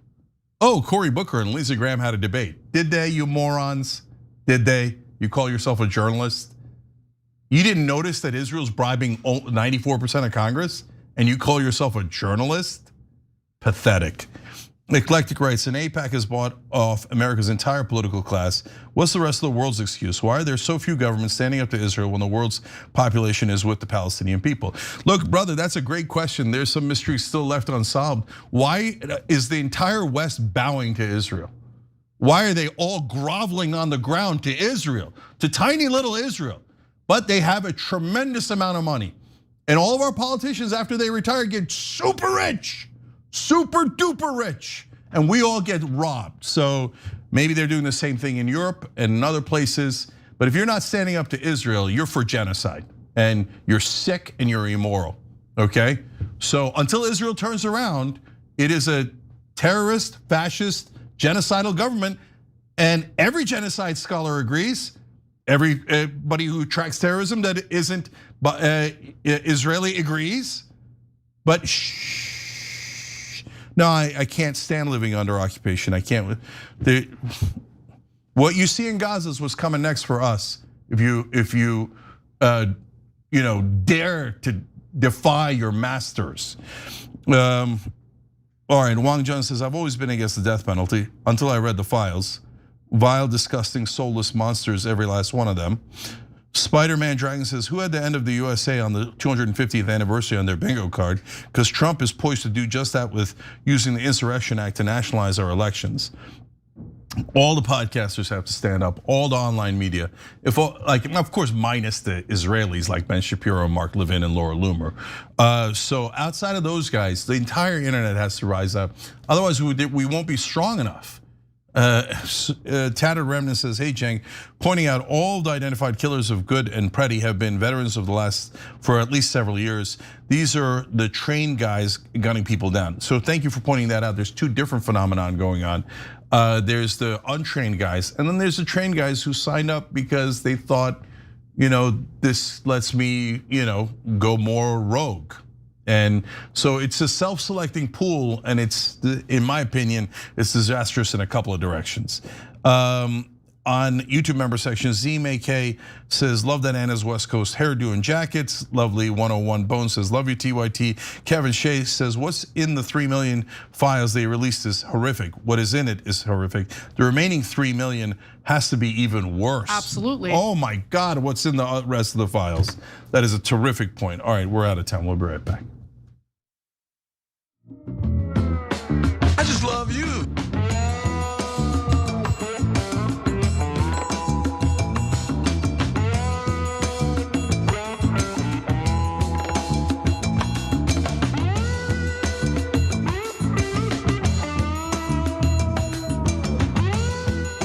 All right, back on TYT, Jake and Anna with you guys. So two notes real quick. One is Senator Chris Van Hollen is gonna be here in about half an hour, so make sure you stick around for that interview. And secondly, to tell you about our sponsor, Save Money, for God's sake. You can never pay above $50. And if you're and nothing on your phone changes. tyt.com/switch. Switch over to Noble Mobile. You'll pay so much less. Nothing changes on your phone. tyt.com/switch. tyt.com/switch. Anna. All right, let's get to our next story. Look, I took over a border where 25 million people came into our country, many of them murderers. These people were brought to our country to vote, and they vote illegally. And amazing that the Republicans aren't tougher on it. The Republicans should say, we want to take over. We should take over the voting in at least 15 places. The Republicans ought to nationalize the voting. I remember when Trump was challenging the results of the 2020 presidential election in literally dozens of court cases. And one of the things that the right was complaining about was the idea of election security that would effectively impose national rules onto states when it comes to how they carry out their election process. Anyway, today, President Donald Trump called on Republicans to nationalize the voting. And this was during an appearance on the disgraced former deputy FBI director Dan Bongino, who was part of the Epstein file cover-up. He also harped on his usual conspiracies about undocumented immigrants voting and warned that Republicans would never win an election again if they don't do something about it right away. But before we get to all of that, Cenk, your 2 cents. This is the bright red line. This cannot happen. So we'll talk about the hypocrisy if you're a right winger who supports this. By the way, this isn't about the right wing, it's about the uniparty. I want to tell you why. But if this stands, then elections have no meanings and the entire country is lost. So it's a super important story. Anna, tell us more. Well, first, why don't we check in on a little document referred to as the United States Constitution and what it has to say about the notion of nationalizing voting. Turns out it runs counter to the Constitution. The times, places, and manner of holding elections for senators and representatives shall be prescribed in each state by the legislature thereof. But the Congress may at any time by law make or alter such regulations, except as to the places of choosing senators. Now, nonetheless, this isn't the first time he called on the federal government to seize control of election administration from the states. In fact, last summer, he promised to sign an executive order bringing honesty to the 2026 midterm elections. He probably realized pretty quickly that he's losing favorability and the midterms are probably gonna be a little tougher for Republicans than he would like. And then in August, he said something similar in a Truth Social post. Let me read it to you. He says, remember, the states are merely an agent for the federal government in counting and tabulating the votes.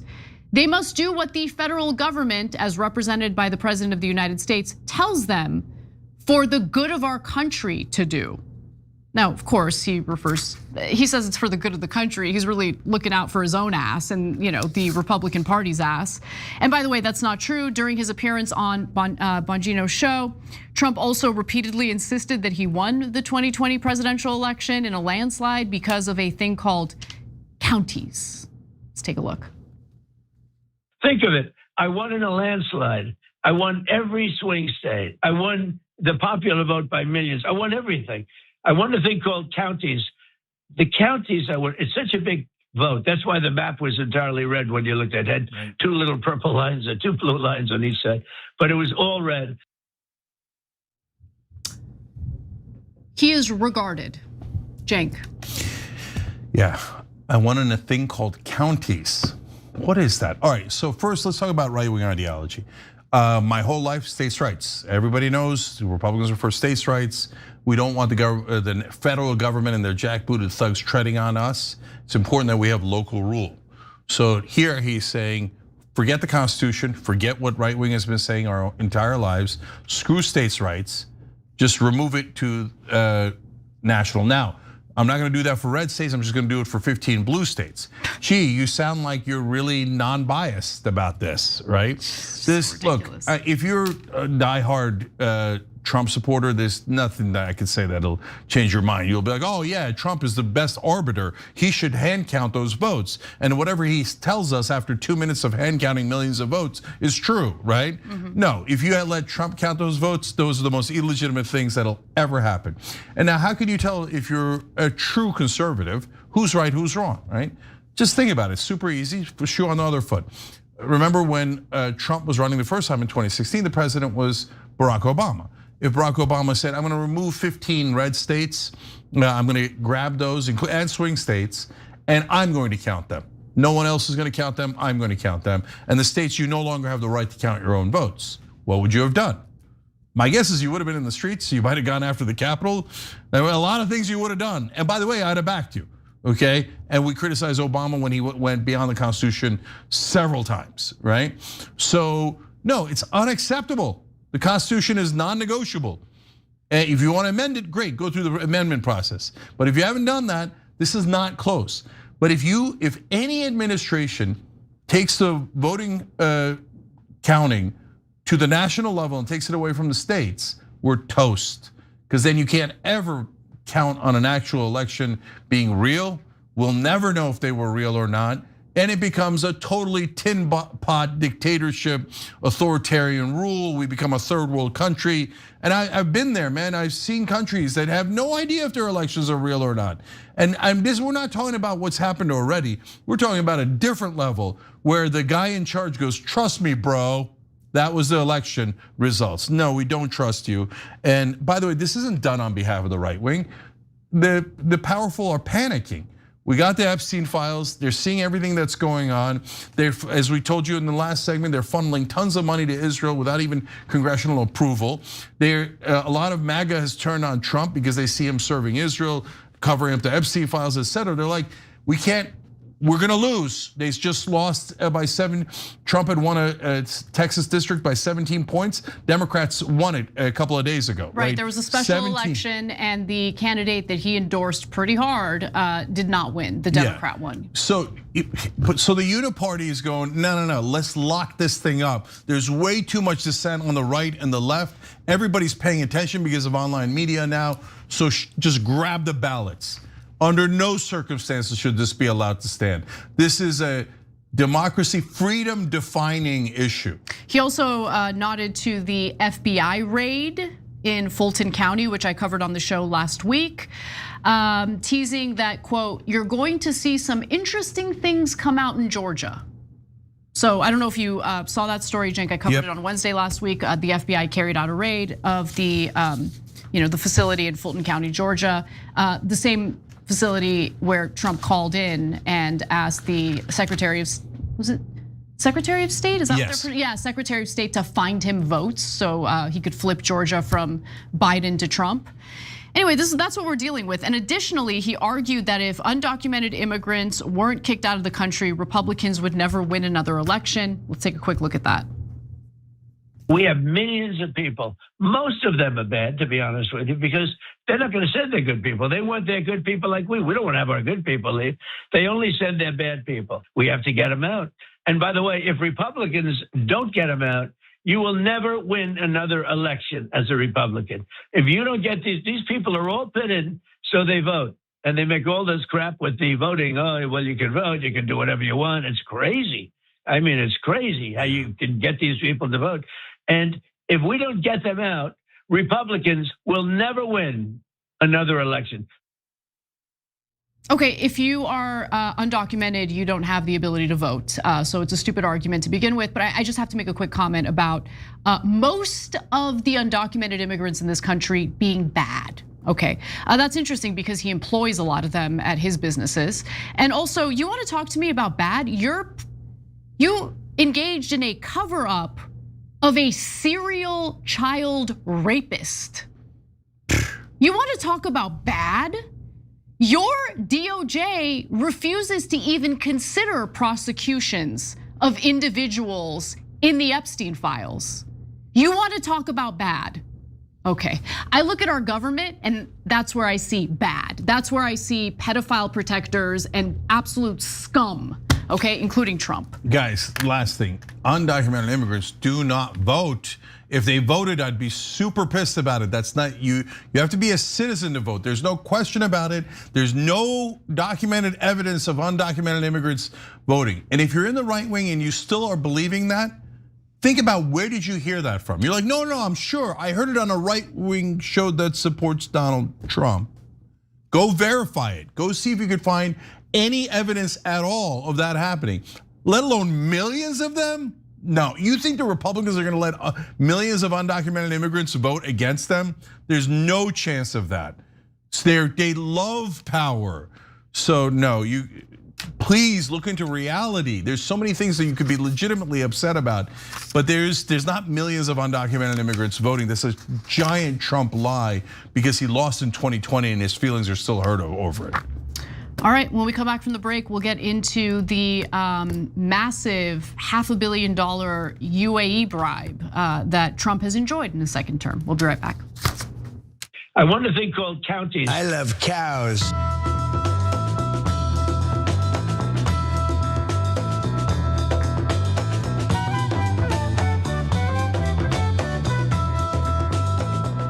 All right, let's go to a super chat. Callie Millie writes in, I know TYT is being responsible, but the ISIS thing was obvious.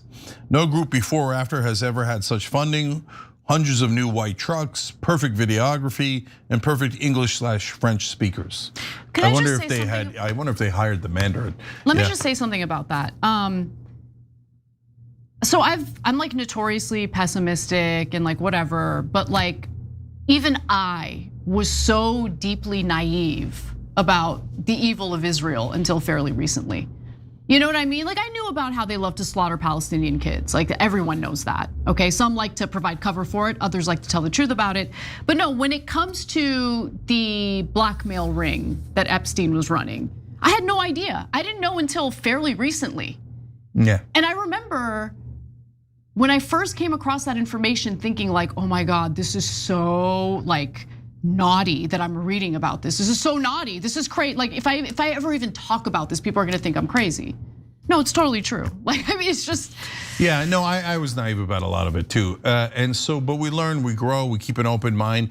And what's frustrating for me is I can't even really talk about it to other people because a lot of my friends watch legacy media, so they haven't seen any of the mountain of evidence that we have. So without that mountain of evidence, they think you're cuckoo, right? I've talked to a friend of mine about the blackmail operation and Epstein's ties to Mossad, and this friend thought I was insane. Well, I provided the evidence in the form of the latest Epstein files, and my friend's response was nothing for half the day, and then later, I'm busy right now, I'll look into it later. Yeah, I mean, it's super uncomfortable. No, it's uncomfortable. No, they don't know. No, Anna, I guarantee you they don't know. Like I had a similar situation and this was a while back, like 6 months ago or so. And I said that Epstein is likely intelligence and probably Mossad or CIA. And that person happened to be a Jewish American who was a little bit older and he couldn't believe it. He thought it was the most anti-Semitic thing he'd ever heard. I was like, well, do you want to see the evidence? No, I don't want to see any evidence. That's nonsense. By definition, it's anti-Semitic to suggest it. But brother, what if they actually did it? Which they did, right? So, but they can't fathom the idea that Israel might have done something bad. They've been taught their whole lives that if someone criticizes Israel, it doesn't mean that Israel might have done something wrong. It means that person is a bad person who hates all Jews and wants to kill us all. So you should never listen to them. So they've been brainwashed to not ever receive any information that is negative on Israel. So it's tough. Anyway, Titan of Olympus says, hi Cenk, Anna, TYT fam. The past few weeks I've been speaking with people about current events. It's been greatly disappointing and stressful hearing them. Fighting for Israel is okay. ICE terrorizing people more important than arresting pedophiles. Some say nothing wrong in the Alex Pretti incident because he wasn't flat on the ground. Everyone around to hear this either agreed or remained silent. For my sanity, I have to step back. I'm watching a country lose its mind. And look, I understand the gaslighting and how it drives you. So somebody today, theoretically from the left, but who knows who's Israeli bots or trolls anymore, saying, oh, you guys are only criticizing Israel. because you want to protect Trump on ICE. What? Have you watched any of our coverage on ICE? But there's so much misinformation out there, 80% of it to protect Israel. We'll be back. I want a thing called counties. I love cows.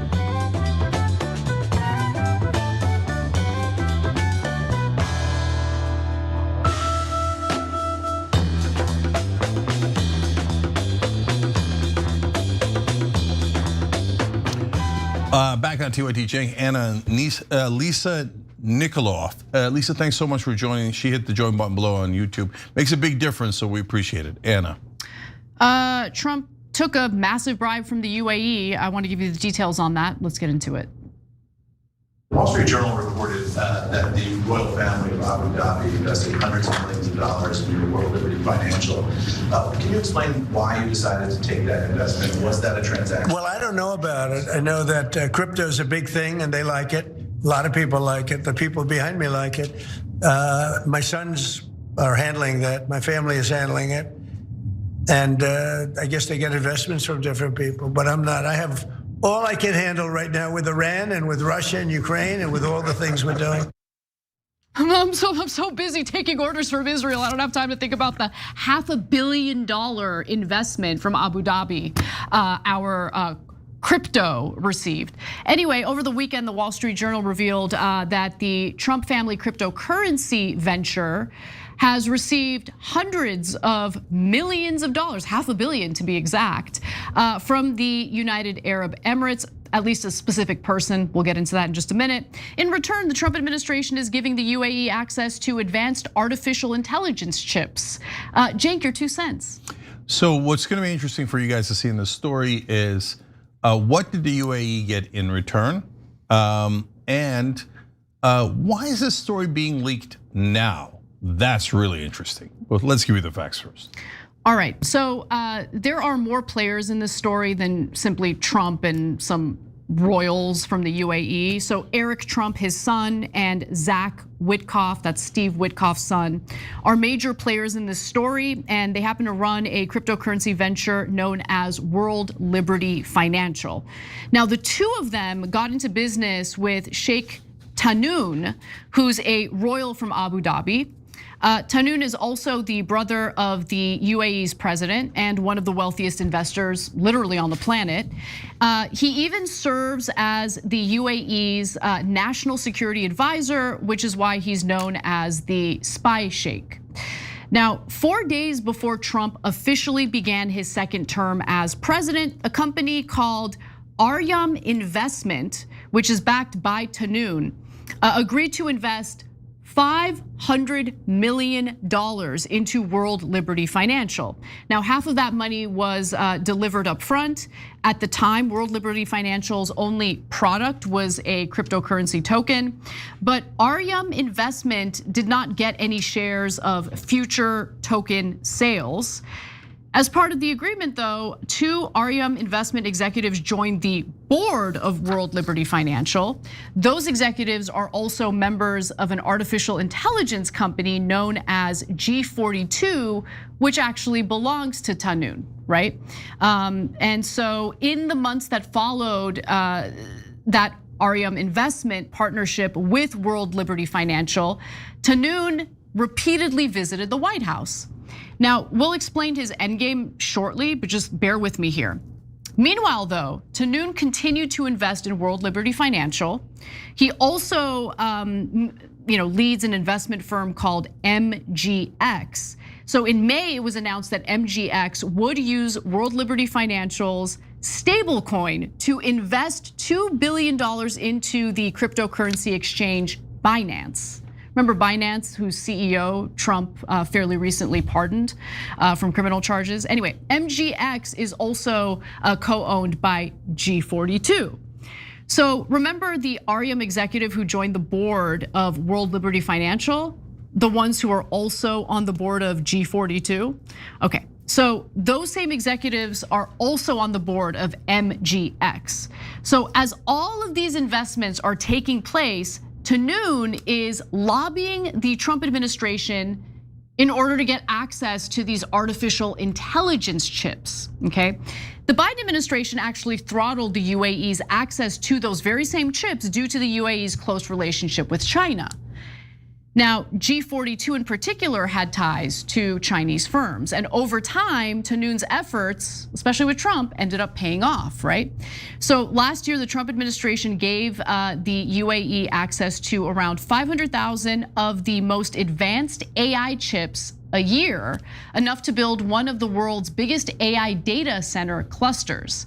The framework agreement called for roughly 1/5 of the chips to go to G42. So this graphic gives you a sense of like the whole scheme and how it played out. So bear with me as I explain it to you. So here you can see all of the connections and investments that we've outlined. G42, MGX, and Arium are all connected, okay? And so MGX used World Liberty stablecoin to invest in Binance. Arium partnered with World Liberty Financial. So finally, you can see that, thanks to just half of Arium's investment, Trump family entities received almost $200 million, and the Witkoff family entities received over $30 billion. Okay, so there's two parts to this. First off is 30 million, sorry. What is the UAE getting? So they are giving $500 million to Trump's World Liberty Financial. Now, what does World Liberty Financial make? Right now, as things stand, nothing. They don't make widgets, they don't make TV shows, they don't make anything. So what are you buying with $500 million? Like you could say, hey, Monday they might make something, and so you can attach a value to it, but that value would be really low when something doesn't. But even with a big star like Donald Trump attached, okay, but the UAE did want something. Was it something that World Liberty Financial was making? No, it was something that the American government had access to. So they make this deal, they give $500 million that goes straight into the pockets of Trump, his family members, Witkoff, etc. And they get nothing back from World Liberty Financial, but they get something back from the US government. See, that's called bribery. Because what they're getting back from the US government is not Donald Trump's property or his family's property, it's our property, the US government, okay, the US taxpayers. And we had earlier judged collectively as a government that it was too dangerous to give it to the UAE, especially because of who else they might give it to. But Trump is saying, I don't care, I got bribed. So I got the $500 million, so I'm gonna give them your stuff, not my stuff. Now look, it was already bad when MGX said we're going to do $2 billion of transactions through World Liberty Financial, because when they do that, World Liberty Financial gets a commission on that. So they're already gonna get super rich off that commission. So that's a tiny bit more subtle way of bribing Trump. This is not subtle at all. Here is $500 million, enjoy, okay? Now give me the American government's goods. Now, the second question is, why is this being released now? Now, first of all, when you see UAE has it, yeah, they might sell it to the Chinese or they might make a deal, etc. By the way, when Israel stole our nuclear secrets, they didn't just keep it for themselves, they also shared it with the Soviets. They did it in exchange for something else that Israel wanted. So it was a double betrayal. It was, yeah. And UAE could also do that. And UAE, by the way, their number one ally in the Middle East is, you might be surprised to find out, Israel. And Israel runs their cybersecurity. So if we're giving AI chips to UAE, we are in essence also giving it to Israel, okay? Because if you run their cybersecurity, the minute the chips come in, you basically have all the technology from there. I don't know what Israel's current status is with AI. They might already be past that. They might not need it. I don't know, but they're about to get it anyway, whether they like it or not. So now this happened a while back. Somebody leaked this story today to get it in the news. So why did they leak it today? Well, there's a lot of stories about the Epstein files today and a lot of stories connecting them to Israel. And there is a ton of anger directed towards Israel for all the crimes that we are now seeing. And by the way, money being funneled over to them, as we talked about earlier in the show, a new $6.5 billion that Congress didn't vote on is getting shipped off to Israel. So what do they need? They need distractions. UAE, bunch of Arabs. Now wait a minute, I just told you UAE is their top ally in the Middle East. Would they betray an ally like that? No, never. Israel's so good to its allies. You know, they bomb their warships and try to pin it on Egypt. Yeah, and so today, a lot of folks in the media are saying, Israel, I never heard of Israel. I don't know what you're talking about. The hundreds of references in the Epstein files? No, UAE, the Arabs are the problem. By the way, UAE is a problem. It has nothing to do with them being Arabs, and Israel's problems have nothing to do with the fact that they're Jewish. But those two countries are allies, and they do take stuff from us after giving money to our politicians, and they work in tandem. But in this case, they're a very, very convenient distraction. And if you notice with the Epstein files, the other thing that's happened is no talk of Israel, but constantly Bill Clinton, Donald Trump, Bill Gates, Elon Musk, Russia, okay, UAE. But the one country that isn't mentioned is the one country that is in the files by far the most, not even close, where Epstein's constantly talking about how he can help them, and he reminds the former prime minister of Israel, now don't tell people that I'm Mossad. But I'm sure that the heart of the problem, the heart of the corruption in the American government is the UAE. UAE is like a side actor. They're like Israel's like stepchild, like, oh, here, come along, UAE, come on. Oh, okay, get out, give Trump $500,000 so we can get all the AI chip technology. Oh, okay, we sold you out the minute it was an opportunity for us. That's my guess, okay? But either way, I don't want Israel or the UAE or any other country buying off our politicians so that they can get goods from US taxpayers, whether it's direct money we give to Israel or technology we're giving to the United Arab Emirates. I don't want any of it. But our government says, shut up and be good servants of other governments. All right, when we come back, a person from our government, Senator Van Hollen of Maryland, joins us.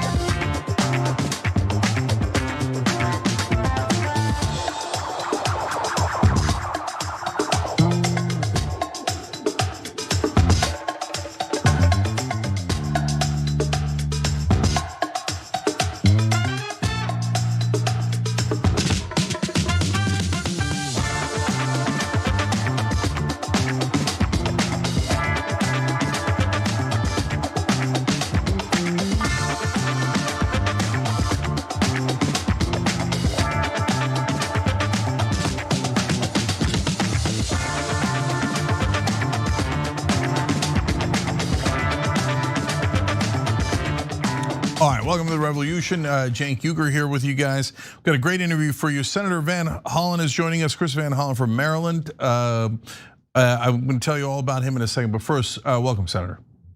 Cenk, it's really good to be with you. Good to be with you. So Senator Van Hollen helped to get Mohammed Ibrahim released. He's the 16-year-old American kid who's in an Israeli prison. He did some great work there. He questioned some of the war crimes of Israel. And I want to show you a graphic. We've got AIPAC tracker on you, Senator Van Hollen. I'm going to show America the truth here. Here, let's watch. Oh, zero taken from AIPAC in the Israeli lobby. All right, so Senator Van Hollen, I've referred to you once or twice as potentially the new Bernie in terms of being honest. How do you feel about that?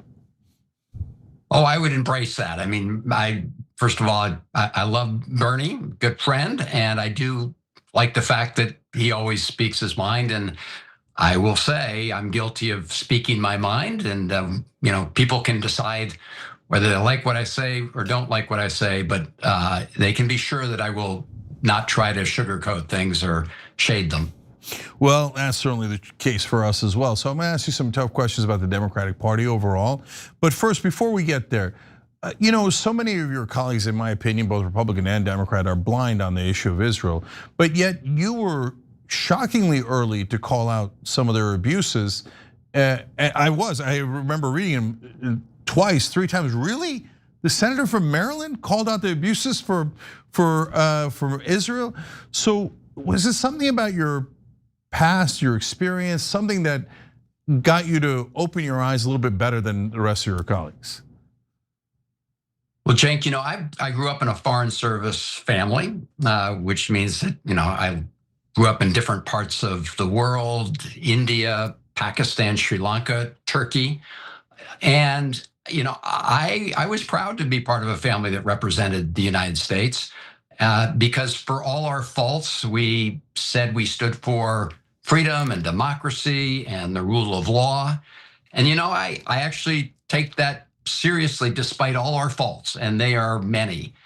And so my view is that if we're going to have a foreign policy that is based on our values, you can't cherry pick your values, and you need to apply those rules and standards and human rights to both your partners as well as your foes, to friend and foe and adversary and ally alike. Because if you don't, you lose all your credibility, and that actually hurts American interests overseas when people see that we're just using human rights selectively to go after our adversaries and not holding others to those standards. And so it was very clear from very early on that while Israel had the right to defend itself after the Hamas attacks, that their response was not limited to going after Hamas, that they imposed collective punishment on the Palestinian people in Gaza. And it got worse every day in terms of cutting off humanitarian assistance, indiscriminate bombing. And of course, we're also witnessing the West Bank, which is literally on fire as Palestinians are pushed off their land and violent settlers are allowed to commit crimes with impunity. And so my view is, the United States has a set of standards. We need to apply them, and I feel strongly about that. Yep.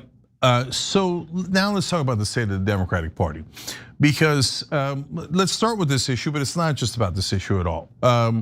92% of Democrats in a poll a long time ago, so the number's probably even higher now, said that they disapproved of Israel's actions in Gaza.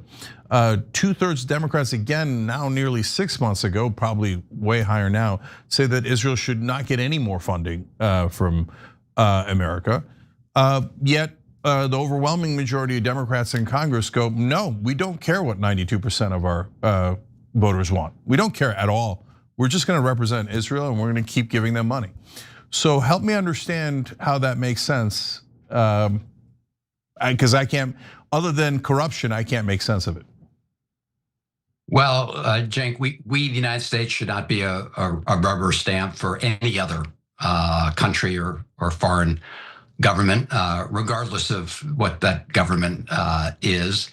And when it comes to the conduct of the Netanyahu government, we should not be providing them a blank check. So, for example, the House and the Senate just passed this bill. It was a collection of bills, and I objected to them for a number of reasons. They didn't rein in the ICE operations. They did not put, guardrails and rein in the use of the National Guard in our cities, using cities as a training ground.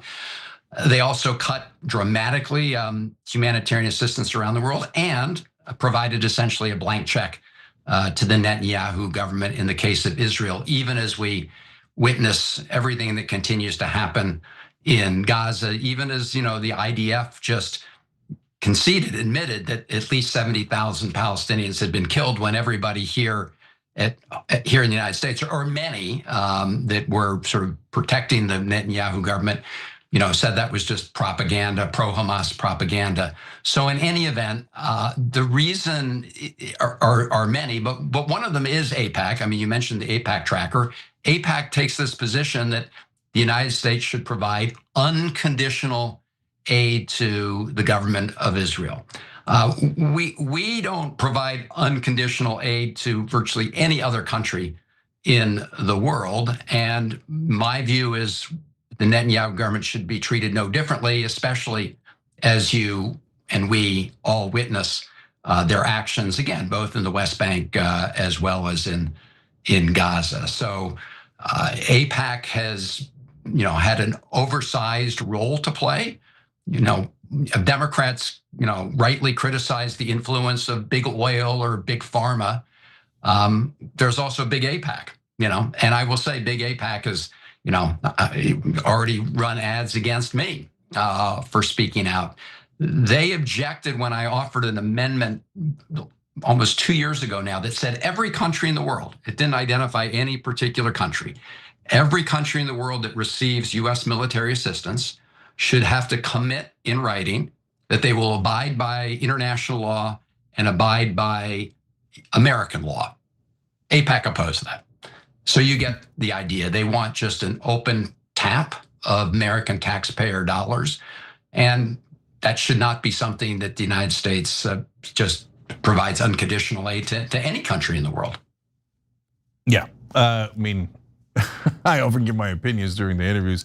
I think AIPAC is evil. I think that people who take money from it should be ashamed, and they don't really represent this country.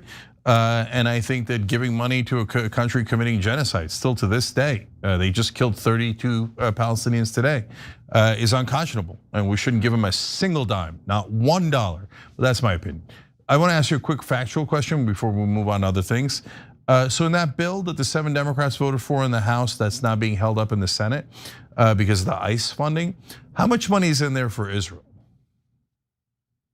So the bill that passed out of the Senate has the $3.3 billion in funding for, to the government of Israel.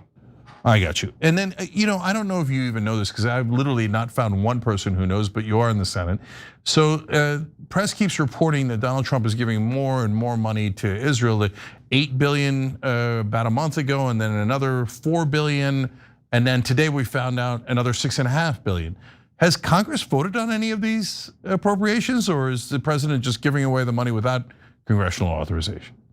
So you're right. So in this case, in these cases, the Trump administration has done an end run in many instances around Congress. The most recent, proposal is to provide $6 billion of various weapon systems, including Apache helicopters. They're supposed to file this notice of arms sale to Israel with the Congress. By law, they should be doing that anytime, which starts a clock ticking, where we will obviously have a chance to review and act on those. These are the same mechanisms, Cenk, that Senator Sanders and I and others used during the Biden administration to at least get votes on some of the arms sales, the weapon transfers to the Netanyahu government throughout the last couple of years, including, one that was being proposed to be sent right in the middle of the total cutoff in humanitarian assistance by the Netanyahu government, resulting in, starvation in Gaza. So there are mechanisms that Congress can and should use. We've used them. Unfortunately, we haven't had enough votes to actually succeed in blocking them. But it's not even about blocking them. I just want to, I would love to block them, but I want to vote. So I literally don't understand it, because it's not arms sales. We're giving it to them. They call it arms sales, but then we pay for it. So has Congress voted for that $6.5 billion? Or will it ever vote for that $6.5 billion? Or can the executive branch just give away $6.5 billion and tell you to pound sand? So there are two different things. What they're doing is, and there's some confusion here, because the $3 billion that was just in the package of appropriation bills, which I opposed that package, and in my statement I mentioned the problem with giving another blank check of $3 billion. These are funds that go right into the bank account of the government of Israel, right into the Netanyahu government's bank account.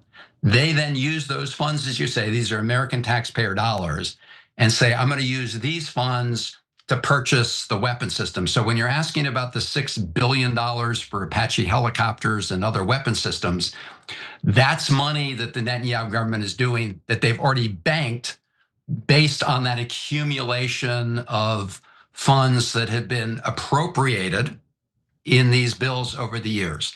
So the first line of defense is don't provide the blank check that goes into the bank account of the government of Israel. Then there are opportunities later on to vote on individual arms sales, but those are much harder to block, because even if you succeeded in blocking them in Congress, the president can veto it. But my view is what you're saying is all of these require greater scrutiny, greater debate, and that is why that's why Senator Sanders and I and others did raise these, and we got votes on them on a number of occasions. Unfortunately, not nearly enough votes. We got more votes as time went on, but not nearly enough to pass. Our high water mark was just over half of the Democratic caucus in the United States Senate. Yeah, so don't take this the wrong way, but I don't believe that these have been banked. 8, 4, and 6.5, all in like the last 6 weeks. So that's $18.5 billion. That wasn't banked. There's no way that was banked. I don't think they're getting any authorization. But okay, we'll try to sort that out. We'll see what happens. They banked $18.5 billion and they didn't use it yet. There's no way that's the case. No, they've got, believe me, over time they've got accumulated quite a bit. Okay. Anyway, I'll look into it too. But yeah. The point is that this is not. No, this is money. This is money that's already been authorized and money that's been previously appropriated. So those monies are monies that have been banked.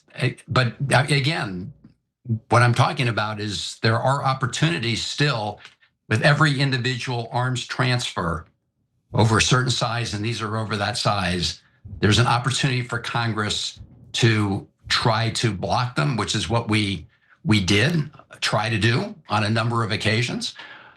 We need more people weighing in and paying attention, because AIPAC pays very close attention to those votes, and we need everybody else who doesn't think that US tax dollars should be this constant stream of blank checks to be weighing in. Okay, so let's go to the state of the Democratic Party. So looking at it from the outside, it looks like it's in disrepair and the polling is in the 20s. Donald Trump is now quite unpopular.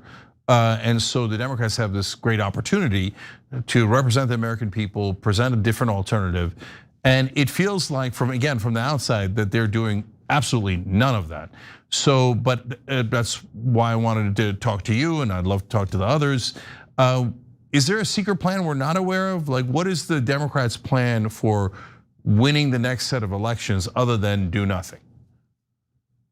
Well, you're absolutely right to point out the fact there's sort of no sort of unified plan of action at this particular moment in time. I will say that as we head into this midterm election, as you point out, people around the country are understandably, appalled at the actions of the Trump administration, and it goes beyond, stripping people of their constitutional rights, locking up journalists, shooting two Americans in the street of Minneapolis and lying about it. It also goes to the fact that, Trump said he was going to focus on bringing down prices on day one and has done everything else, including having promised no wars, being engaged in, going after Venezuela, putting military forces at risk in order to, grab Venezuelan oil. Also what we're witnessing in Iran. So in a midterm election, there will be a lot of focus on that. But I have said, I think this may be what you're getting at, that it's not enough for the Democrats simply to say no to what Trump is doing. We need to have a plan of our own that resonates with the American people, if not fully in 2026, certainly in 2028. And we have to be very clear that the status quo is absolutely unacceptable. I think Democrats have become way too intertwined with all sorts of big money special interests, across the board. We need to break out of that.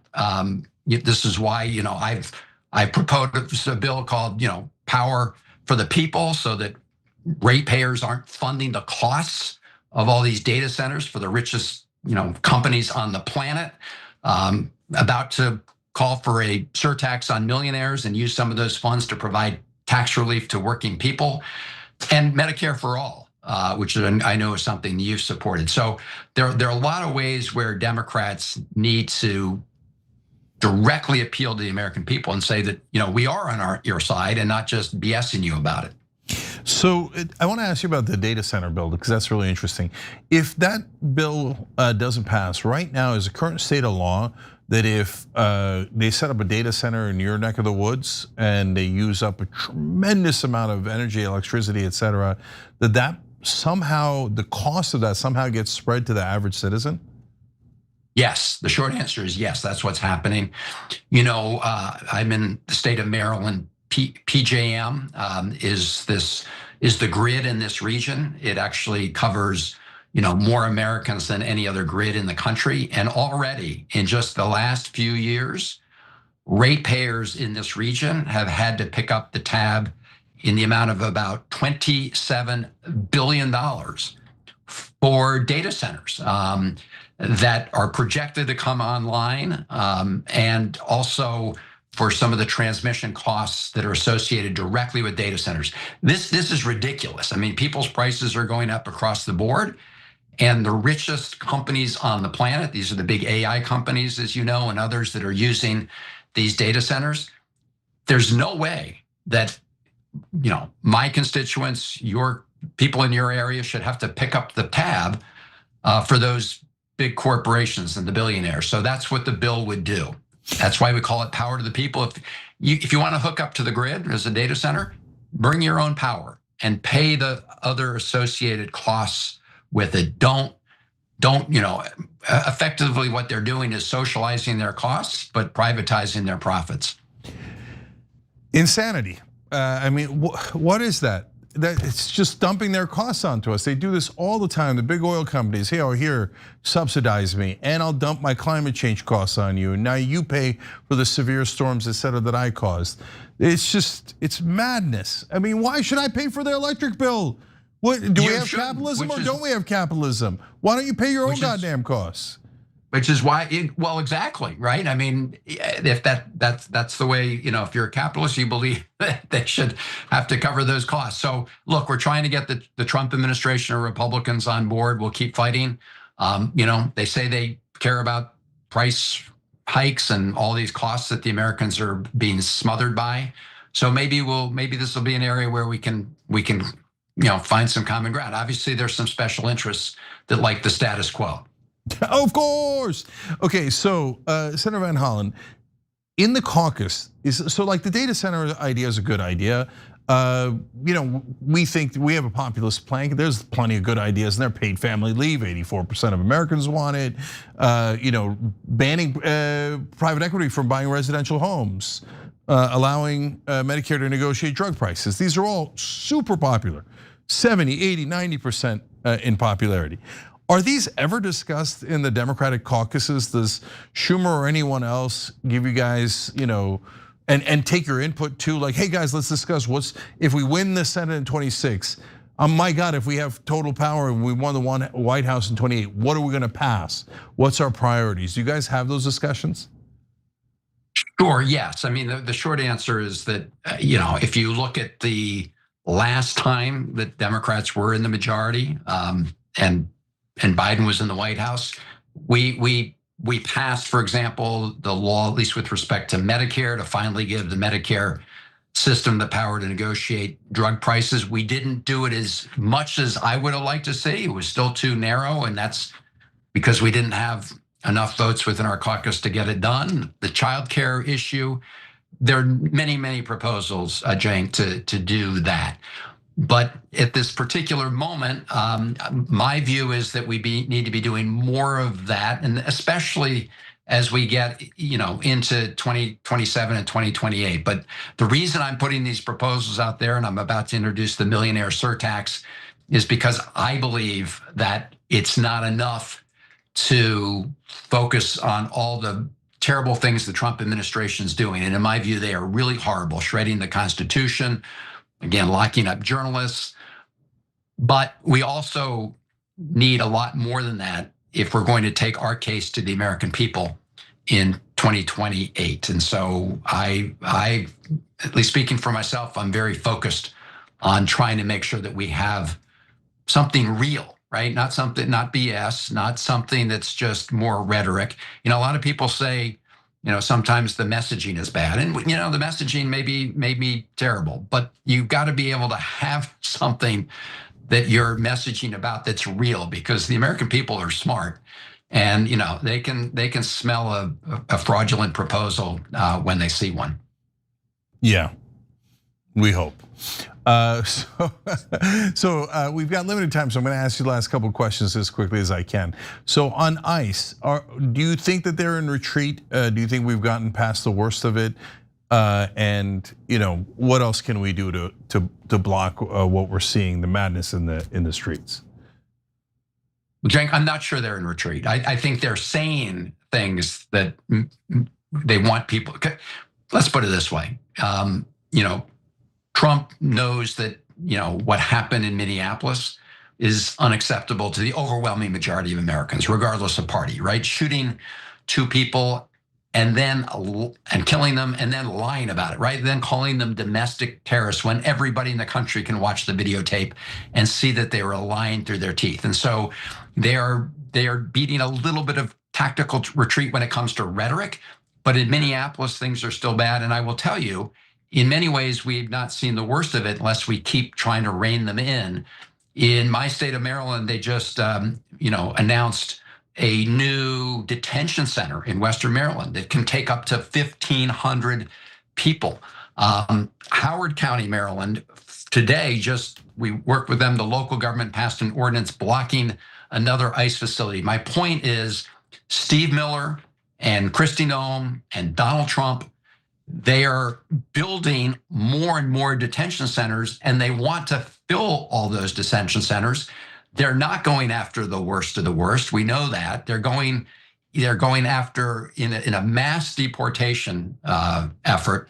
So this is why we will keep fighting back. It's why I voted against giving another dime to ICE, even for another 2 weeks. We will work to see if we can get some meaningful restraints and rein in ICE. I don't know, Cenk, if Republicans will agree to, the minimum necessary to rein them in. We will see. Yep. So by the way, some of those are private prisons that are the donors of Donald Trump and the Republican Party. And so they're going to get rich off of that as well. All right, last substantive question is Iran. So my sense is that Trump will likely attack Iran again on behalf of Israel. And this time around, I'm worried that there might be casualties on our side because that's just the nature of war. If you take enough risks, things go wrong. And if there are, my guess is that the media and all the politicians, or almost all of them in Congress, will say, that's it, we've got to go into a bigger war with Iran. So if that happens, how in the world would we prevent it? Well, we need to prevent it by reminding people and getting people across party lines to remind everybody that this is somebody who ran on a platform of no wars. Now, unfortunately, when we've had these votes on war powers resolution with respect to Venezuela, we only had 2 Republicans join every Democrat. So we didn't have enough to get it over the finish line. But there already, as we speak, a war powers resolution has been introduced with respect to military action against Iran, one that I strongly support. We will see if Republicans will join us in voting for that, because this is the issue when you have a lawless president and a feckless Congress. Essentially, Donald Trump, he wants to be the dictator. He's an authoritarian leader. He doesn't care about the Constitution. So we need to rein him in. You can use the power of the purse, but in that case, you also need Republicans, Cenk. So look, at the end of the day, this is why, I've said we need to fight them in the Congress and the courts, but also in communities. The biggest heroes for me are the folks in Minneapolis who are blowing whistles and on ICE and helping their neighbors. I remember, back in March, this March it'll be, a year when the Trump administration snatched Kilmar Abrego Garcia off the streets of my state of Maryland and flew him to the gulag in El Salvador and said he would never come back to the United States, not ever. And that's when I went down there, despite a lot of members of my own party saying, don't do that, don't do that. But that plus a 9-0 Supreme Court decision, he is now back here with his family. They are still continuing to politically prosecute him. So this is far from over, but it is an example how each of us has to, this is why I talk about the people in Minneapolis, watching them stand up individually and collectively, getting in good trouble, getting in the way. There's no cavalry coming, right? We are the cavalry, you and me and everybody else. We're the cavalry, and it is we the people. And I will fight every day in the United States Senate and have been. At the end of the day, it will require all of us, collectively to fight to save our country and our democracy and our Constitution. And I want to applaud all the folks in the federal government who do stand up, who refuse to obey illegal orders, the folks in the Justice Department who refuse to go to law and lie to the judges and instead get fired or quit. And I also equally say to all the law firms and all of the universities who are placating the bully, shame on you. Because when they do that, when they appease the bully only gets hungrier, his appetite gets bigger. And so it all began early on with cases like Abrego Garcia, or when they locked up students on college campuses who were protesting against the war in Gaza. Those were the early signs. And to you and me and others, it was pretty clear right from the start that we faced a clear and present danger to our democracy. And that continues to this moment. And so all of us need to fight back hard and together, like the people in Minneapolis. 100%. And finally, the question I ask everybody that comes on the show is, it's about a peaceful, political, nonviolent revolution, right? The show is. And we feel like we need one. If you could have one fix that would help get our government back for the people, what would be that one fix? My fix would be to get rid of the corruption at the heart of politics, which is, repeal Citizens United, demand transparency, get the big corporate money out of politics. Couldn't agree more. Senator Chris Van Hollen from Maryland, actually fighting for you, which is rare in Congress. So thank you for joining us. We really, really appreciate it. And good to be with you. All right. Hope to have him back on many times. It's good to have at least one fighter in the Senate, actually with Bernie Sanders and a couple of others. There's a handful. And great to see him on here. All right, guys, that's what we have for you today. We'll see you tomorrow.